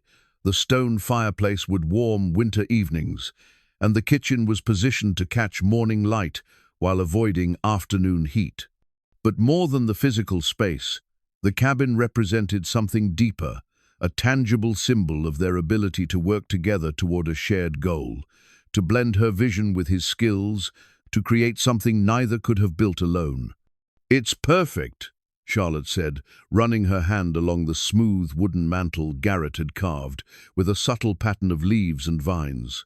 "Everything we planned, and more." "It's ready," Garrett agreed, testing the door lock one final time. The mechanism worked smoothly, the wooden key turning with satisfying precision. "Now we just need to decide who's going to use it." Charlotte understood what he meant. The cabin was finished, but their arrangement remained incomplete until she made her final choice, not just about the marriage, but about the entire life they'd been building together. "Tomorrow," she said, "after I face my family, after I've proven to myself and to them that this is truly what I want, then we'll finish what we started." "Tomorrow," Garrett agreed. As they prepared to ride back to Silverton for what might be their last night as unmarried partners, Charlotte took one final look around the cabin that had become the physical manifestation of her transformation. Whatever tomorrow brought, whatever arguments her family presented, whatever pressure they applied, this space would stand as proof of what she was capable of when she trusted herself enough to build something real. The wooden key felt warm and solid in her palm as Garrett handed it to her, a tangible promise that the door to their shared future was ready to open. All that remained was finding the courage to turn it. "Ready?" Garrett asked, checking that their horses were properly saddled for the ride to town. "Ready," Charlotte replied, though her heart hammered with anticipation of the confrontation that awaited them. Tomorrow would determine whether the foundation they'd built was strong enough to support the weight of outside opposition, whether their partnership could withstand the test of family pressure and social expectations. As they rode through the moonlit valley toward whatever challenges dawn would bring, Charlotte clutched the wooden key and reminded herself of everything she'd learned about her own strength over the past 2 months. Tomorrow, she would need every bit of that strength and perhaps discover she was even stronger than she knew. Charlotte stood at the window of her room above Tom Bradley's store, watching the morning stage pull into Silverton with a cloud of dust and the creak of leather springs. Even from this distance, She could identify the three men who stepped down onto the wooden sidewalk, her father's tall, imposing figure, her brother James's familiar, confident stride, and Harrison Whitmore's perfectly groomed appearance that looked absurdly formal against the frontier town's rough edges. She drew a steadying breath and touched the simple gold band on her finger, her grandmother's wedding ring, which she'd decided to wear as a symbol of the choice she was about to defend. The weight of it felt both comforting and significant, a tangible connection to family history that had nothing to do with social expectations or financial obligations. The knock on her door came sooner than expected, sharp and authoritative, in a way that reminded her immediately of childhood summons to account for some perceived misbehavior. "Charlotte." Her father's voice carried the kind of controlled displeasure that had intimidated her throughout her youth. "We need to talk." She opened the door to find all three men crowded into the narrow hallway, their fine Eastern clothes and serious expressions creating an imposing presence that seemed to fill the small space. Her father, Richard Ellsworth, looked older than she remembered, his hair grayer and his face lined with what might have been worry or disapproval. James appeared uncomfortable in his travel clothes, clearly eager to complete whatever mission had brought them west. Harrison, however, looked exactly as she remembered, handsome, confident, and utterly certain of his right to manage her decisions. "Father, James, Harrison." Charlotte stepped back to admit them to her small room, noting how their presence immediately made the space feel cramped and civilized in a way that reminded her why she'd left Philadelphia in the first place. "My dear Charlotte," Harrison said, moving forward as if to embrace her, then stopping when he noticed the changes in her appearance.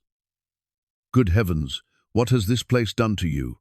Charlotte knew what he saw: skin bronzed by mountain sun, hands calloused from honest work, hair simply braided rather than elaborately arranged. She wore her best remaining dress, but even that had been modified for practical frontier living. "It's made me strong," she replied calmly, "and happy. I trust your journey was pleasant." "Pleasant?" Her father's voice rose slightly. "Charlotte, do you have any idea what you've put this family through? The scandal, the worry, the complete disruption of carefully laid plans." "I imagine you've been inconvenienced," Charlotte acknowledged, "but surely my happiness matters more than social convenience." "Your happiness?" James spoke for the first time, his tone mixing genuine concern with exasperation. "Charlotte, you've been living in primitive conditions, doing manual labor, associating with people completely beneath your station. How can you call this happiness?" Charlotte moved to the window, looking out at the mountains that had become home over the past 2 months. From here, she could see the trail that led to Willow Creek Valley, where their completed cabin waited like a promise of the future she'd chosen. "Because I wake up every morning eager to see what I'll accomplish that day," she said simply. "Because I've learned skills I never imagined possessing, created something beautiful with my own hands, found partnership with someone who respects my capabilities rather than my inheritance." "This mountain man," Harrison said, his tone making the words sound distasteful. "Tom Bradley told us about your arrangement with him. Charlotte, surely you can't be serious about marrying some frontier laborer." The dismissive way he spoke about Garrett ignited something fierce in Charlotte's chest. "His name is Garrett Holt, and he's more of a gentleman than anyone I knew in Philadelphia. He's educated, skilled, honest, and capable of building a life based on mutual respect rather than social convenience." "Social convenience?" Her father's face reddened. "Charlotte, I've spent years positioning this family for advancement, creating opportunities that most people would kill for. Your engagement to Harrison represented the culmination of careful planning." "Your planning?" Charlotte interrupted, turning from the window to face them directly. "Not mine. I never agreed to marry Harrison for the advancement of family interests." "You accepted my proposal," Harrison protested. "Your father gave his consent. The arrangements were made with your full knowledge and agreement." "I accepted because I thought it was expected of me, because I'd been taught that my preferences were less important than family obligations. But I've learned differently." James stepped forward, his expression mixing frustration with what might have been genuine affection. "Charlotte, I understand the appeal of adventure, of proving yourself capable of frontier life. But this is temporary madness. You can't seriously intend to throw away everything you've been given for the sake of some romantic notion about wilderness living." "It's not romantic," Charlotte said firmly. "It's practical. I've spent 2 months learning exactly what frontier life requires, and I've discovered I'm capable of meeting those requirements. More than capable, I'm good at it." "Good at what?" Harrison's voice carried incredulity. "Manual labor, primitive living conditions?" "Charlotte, you were educated to move in the finest society, to manage a household of distinction, to raise children who would contribute to civilization's advancement." "I was educated to think for myself," Charlotte corrected. "And my thinking has led me to choose a life based on honest work and genuine partnership, rather than social performance and financial calculation." Her father moved closer, his expression becoming more serious. "Charlotte, let me explain what you're actually giving up. Your inheritance from your mother's estate that will be forfeited if you marry without my consent. Harrison's connections could open doors for any children you might have. The social standing you're abandoning took generations to build and can't be recovered once lost." Charlotte had expected these arguments, but hearing them stated so bluntly still created a moment of uncertainty. The financial security, the social advantages, the carefully constructed future they'd planned for her, all of it was real, and giving it up was a bigger risk than she'd sometimes allowed herself to acknowledge. "And what am I gaining in return?" she asked, though the question was as much for herself as for them. "What can you possibly gain?" Harrison spread his hands as if the answer were obvious. "A life of hardship, isolation, and declining prospects. Charlotte, be reasonable. This man you think you love, what can he offer you compared to what you're giving up?" Charlotte closed her eyes for a moment, thinking of the cabin they'd completed together, the satisfaction of work well done, the quiet companionship of shared goals and mutual respect. How could she explain the value of waking up each morning excited about the day ahead, of partnership based on genuine compatibility rather than social convenience? "He offers me the chance to be myself," she said finally, "to use my mind and hands for meaningful work, to build something lasting with someone who values my contributions rather than my connections." "And when the novelty wears off?" her father pressed. "When the hardships mount and you're facing frontier winters, isolation, the dangers of life without proper medical care or social support.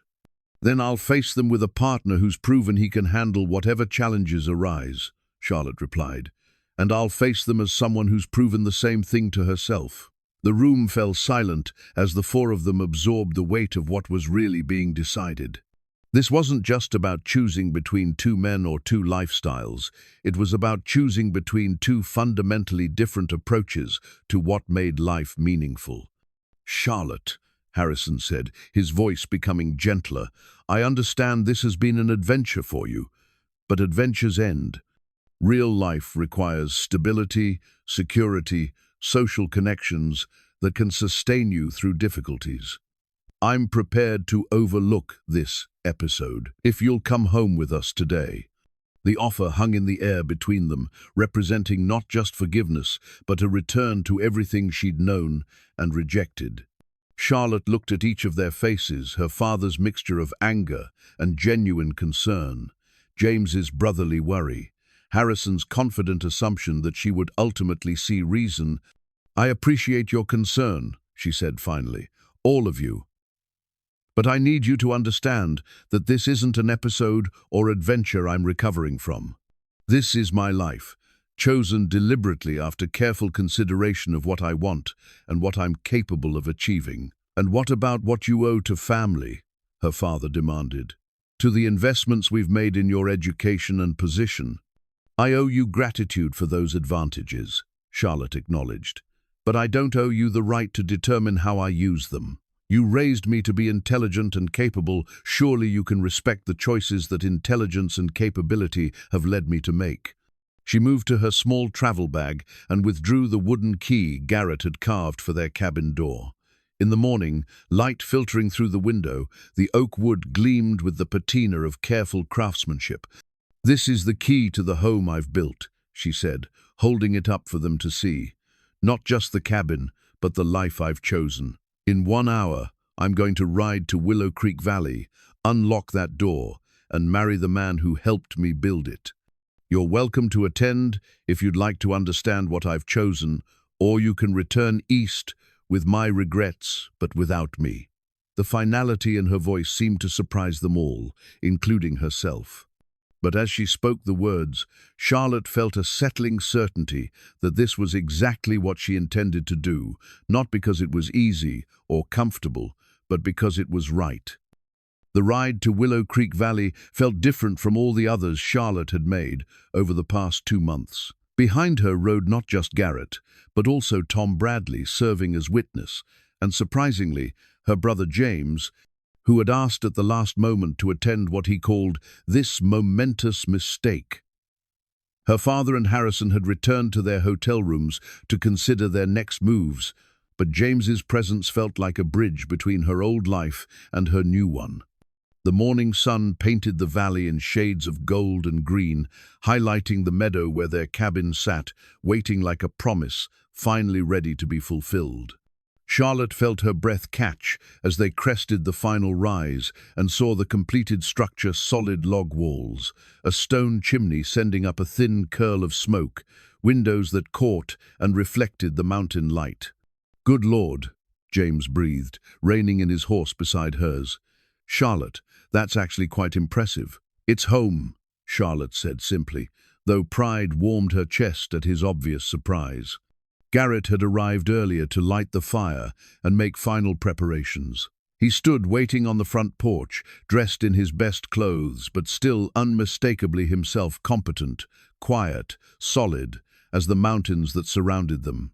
When he saw their approaching party, his face showed relief that Charlotte had come, followed by uncertainty at the presence of her brother. "Mr. Holt," James said as they dismounted, his tone carefully neutral, "I understand congratulations are in order."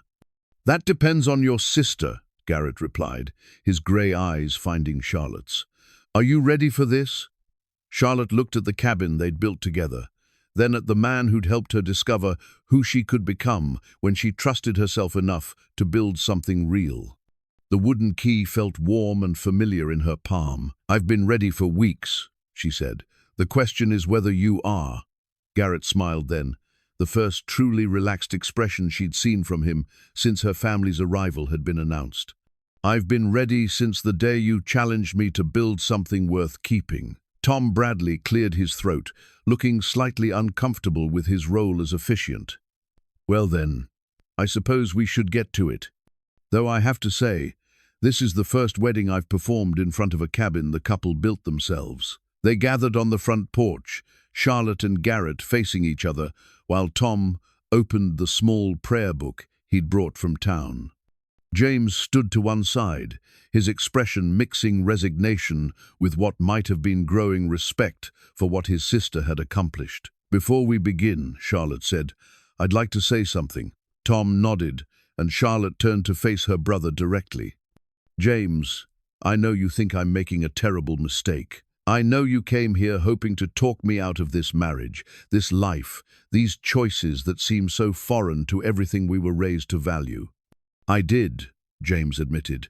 "I still think you're taking enormous risks for uncertain rewards." "You're right about the risks," Charlotte acknowledged. "I'm giving up financial security, social standing, proximity to family, and everything familiar. But I'm not making this choice blindly or romantically. I'm making it because I've discovered something I never had in Philadelphia, the satisfaction of building something meaningful with my own hands and choices." She gestured toward the cabin, its solid walls and careful craftsmanship, evident even to inexperienced eyes. "This isn't just a house, James. It's proof that I'm capable of creating the life I want, rather than accepting the one others plan for me." James was quiet for a moment, studying the structure and then his sister's face. "And you're certain this is what you want, not what you're running toward to escape something else?" "I'm certain," Charlotte said firmly. "But more than that, I'm certain I can handle whatever difficulties come with it." Garrett stepped forward, extending his hand to James. "Mr. Ellsworth, I can't promise your sister an easy life. Frontier living is hard, and there will be challenges we can't anticipate. But I can promise she'll never lack for respect, partnership, or the freedom to be exactly who she chooses to be." James studied Garrett's face, reading sincerity in his expression and competence in his manner. "And you're prepared to marry a woman who has other options? Who could leave if she changes her mind?" "I'm prepared to spend my life proving she made the right choice," Garrett replied. "But ultimately, the choice will always be hers to make." Charlotte felt tears prick her eyes at the honesty of his answer. This was exactly why she'd chosen him, not because he needed her or wanted to control her, but because he valued her enough to trust her judgment, even when it meant risking his own happiness. "James," she said softly, "will you give us your blessing?" Her brother was quiet for a long moment, looking out over the valley that would be her home, then back at the cabin that represented her newfound competence and independence. "I think you're both slightly crazy," he said finally, "but I've never seen you look happier or more confident than you do right now. So yes, Charlotte, you have my blessing." Tom Bradley cleared his throat again. "Well then, let's proceed. Garrett Holt, do you take Charlotte Ellsworth to be your lawfully wedded wife, to have and to hold, for better or worse, in sickness and health, for as long as you both shall live?" "I do," Garrett said, his voice steady and sure. "Charlotte Ellsworth, do you take Garrett Holt to be your lawfully wedded husband, to have and to hold, for better or worse, in sickness and health, for as long as you both shall live?" Charlotte looked at Garrett's face, reading in his grey eyes the same mixture of hope and determination that had driven her to risk everything on a single impulsive challenge.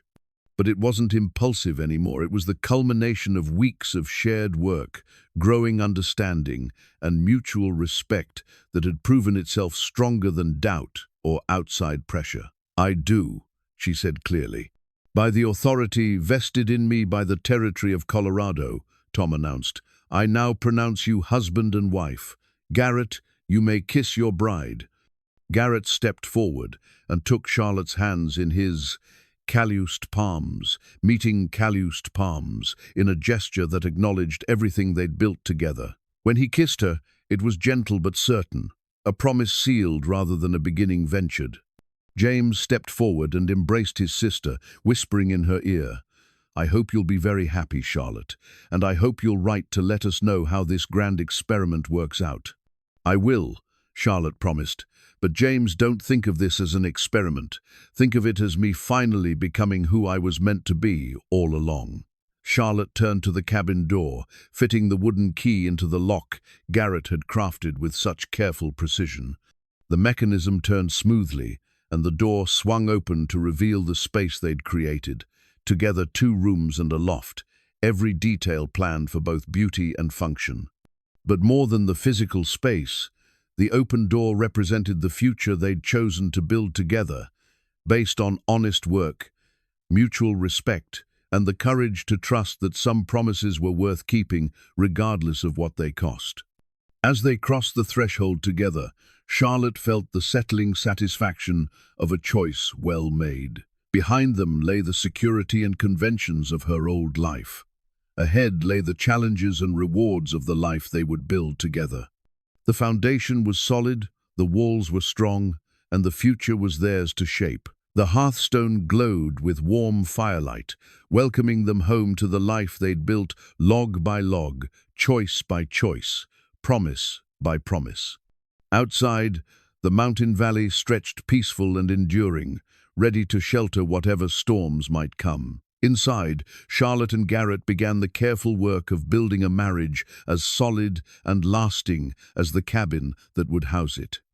3 years later, Charlotte stood on the same front porch, where she'd spoken her wedding vows, watching the morning sun paint frost patterns on the meadow grass. October, in the high country, carried the promise of winter, but also the satisfaction of another successful harvest season.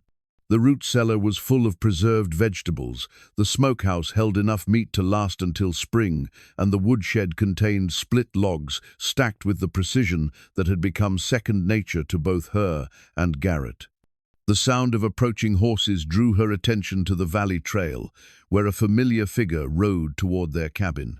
James made this journey twice a year now, ostensibly to check on his sister's welfare, but really because he'd grown to appreciate the peace and beauty of their mountain home. His visits had become something Charlotte looked forward to, a bridge between the life she'd left and the life she'd built. "Morning, Charlotte," James called as he dismounted near the porch. "How are you feeling?" Charlotte smiled and placed a protective hand on the gentle curve of her belly, where their first child was due to arrive before spring. "Strong, ready, excited to see what kind of person Garrett and I create together." James tied his horse to the rail Garrett had installed for visitors and climbed the porch steps, noting as he always did the quality of the construction and the obvious care that went into maintaining their home. "And Garrett? How's he handling the prospect of fatherhood?" "Like he handles everything with quiet competence and thorough preparation." Charlotte gestured toward the cabin's interior, where new furniture testified to Garrett's meticulous planning. "He's built a cradle, baby furniture, and reorganized the entire cabin to accommodate our growing family. Speaking of which, where is my brother-in-law?" "Down at the creek, checking the water levels before winter freeze. He'll be back soon." Charlotte settled into one of the rocking chairs Garrett had crafted for the porch, enjoying the morning warmth before the day grew cold. "Tell me about home. How are father and mother adjusting to their scandalous daughter's frontier adventure?" James laughed, settling into the chair beside her. "Better than you might expect. Father's taken to boasting about his daughter who tamed the Colorado wilderness, though he's careful about which social circles he shares that story with. Mother sends her love and approximately 50 pounds of baby clothes she's been knitting for the past year. And Harrison? Married Sarah Pemberton last spring. He's running for city council and speaks occasionally about the importance of strong families and traditional values. I don't think he mentions his former engagement to a woman who chose frontier life over Philadelphia society." Charlotte nodded, feeling nothing but contentment at news of her former fiancé's conventional success. "I'm glad he found what he was looking for. We both did, it seems." The morning passed in comfortable conversation, James sharing news from Philadelphia, while Charlotte showed him the improvements they'd made to their property: an expanded garden, new outbuildings, a small orchard that would bear fruit in another year or two. When Garrett returned from his creek inspection, the three of them shared a lunch of fresh bread, preserved fruit, and cheese Charlotte had learned to make from their 2 milk cows. "I have something for you," James said as they finished eating. He reached into his travel bag and withdrew a new photograph, a formal portrait of Charlotte and Garrett taken on their second wedding anniversary. "The photographer in Denver made extra copies. I thought you might like to have one here." Charlotte accepted the photograph, studying the image of herself and her husband. They looked settled and content, her hand resting on his shoulder in a gesture of comfortable intimacy that echoed the daguerreotype of Garrett and Sarah she'd discovered years ago. But this image was entirely their own, a documentation of the life they'd built together through shared work and mutual respect. "Thank you," she said, running her finger along the photograph's edge. "We'll treasure this." "I brought something else as well," James continued, his expression becoming more serious. "News that I thought you should hear directly from family rather than through frontier gossip." Charlotte felt a flutter of concern. "What kind of news?"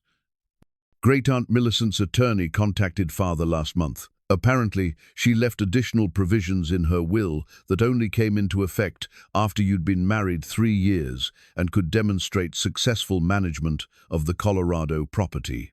Garrett leaned forward, interested despite his usual caution about legal complications. "What kind of provisions?" James smiled, clearly enjoying his role as bearer of good news. An additional inheritance, enough to fund whatever expansion you might want for your ranch, or to provide security for your children's education, or simply to ensure you never have to worry about financial hardship, regardless of what frontier life throws at you. Charlotte felt tears prick her eyes, understanding finally the full scope of her great-aunt's faith in her unconventional choices. Millicent had not only provided the means for Charlotte to escape an unwanted marriage, but had also ensured she'd have the resources to thrive in whatever life she chose to build. "There's more," James continued.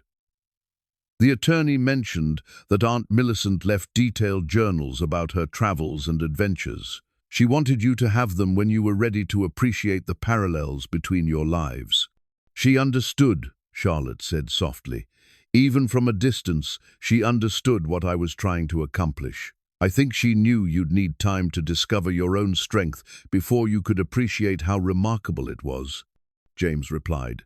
"Just like she needed time to understand the value of choosing independence over convention." That evening, after James had retired to the guest room they'd prepared for his visits, Charlotte and Garrett sat by their fireplace, discussing the unexpected inheritance and what it might mean for their future. "We could expand the ranch," Garrett suggested. "More cattle, maybe even that sawmill operation we've talked about. Or we could simply live as we have been," Charlotte replied, "knowing that our children will have opportunities we can't even imagine yet." Garrett studied her face in the firelight, reading contentment in her expression that had only deepened over their 3 years of marriage. "Any regrets about the choices you've made, the life you left behind?" Charlotte considered the question seriously, as she always did when Garrett asked about her commitment to their frontier life.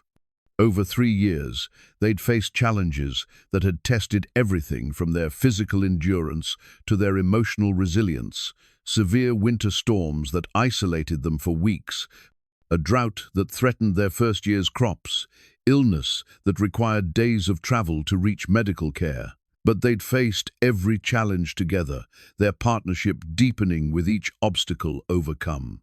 Charlotte had discovered reserves of strength and competence she'd never suspected, while Garrett had learned to trust that happiness could be built and protected and relied upon to last. "None," she said firmly. "Not about choosing this life, this place, this partnership. I wake up every morning grateful for the courage to honor a promise I made in laughter, but have kept in absolute seriousness. Even with a baby coming, even knowing how much more challenging frontier life becomes with children, especially with a baby coming." Charlotte placed her hand on her belly, feeling the gentle movement of their child. "I want our children to grow up, understanding that life's most meaningful accomplishments come from building something real with your own hands and choices. That happiness isn't something you inherit or have provided for you. It's something you create through honest work and genuine partnership." Garrett reached over and covered her hand with his, both of them feeling their child's movement beneath their joined palms. "I love you, Charlotte Holt. I love you too, Garrett, and I love the life we've built together." Outside their cabin, winter wind whistled through the valley, but inside, warmth from their carefully tended fire filled the space they'd created together. The photograph from Denver sat on the mantel beside other treasures: Charlotte's journal from their cabin-building days, the wooden key Garrett had carved for their door, pressed flowers from their wedding day, and letters from family who'd gradually come to understand and respect the choices that had seemed so shocking 3 years ago. Charlotte looked around the cabin that had begun as a dare and become a home, thinking of all the storms it had weathered and all the joy it had sheltered. The foundation was solid, the walls were strong, and the future stretched ahead with the promise of children to raise, challenges to meet, and love to deepen through years of shared purpose. Sometimes the words we speak in jest become the promises that change our lives forever. But sometimes, if we're very fortunate, those promises become the foundation for happiness that lasts not just for seasons or years, but for the lifetime of love they make possible. In the Colorado wilderness, a wealthy woman's playful challenge had become something far more precious, a marriage built log by log, choice by choice, on the solid ground of mutual respect and the courage to build something real together.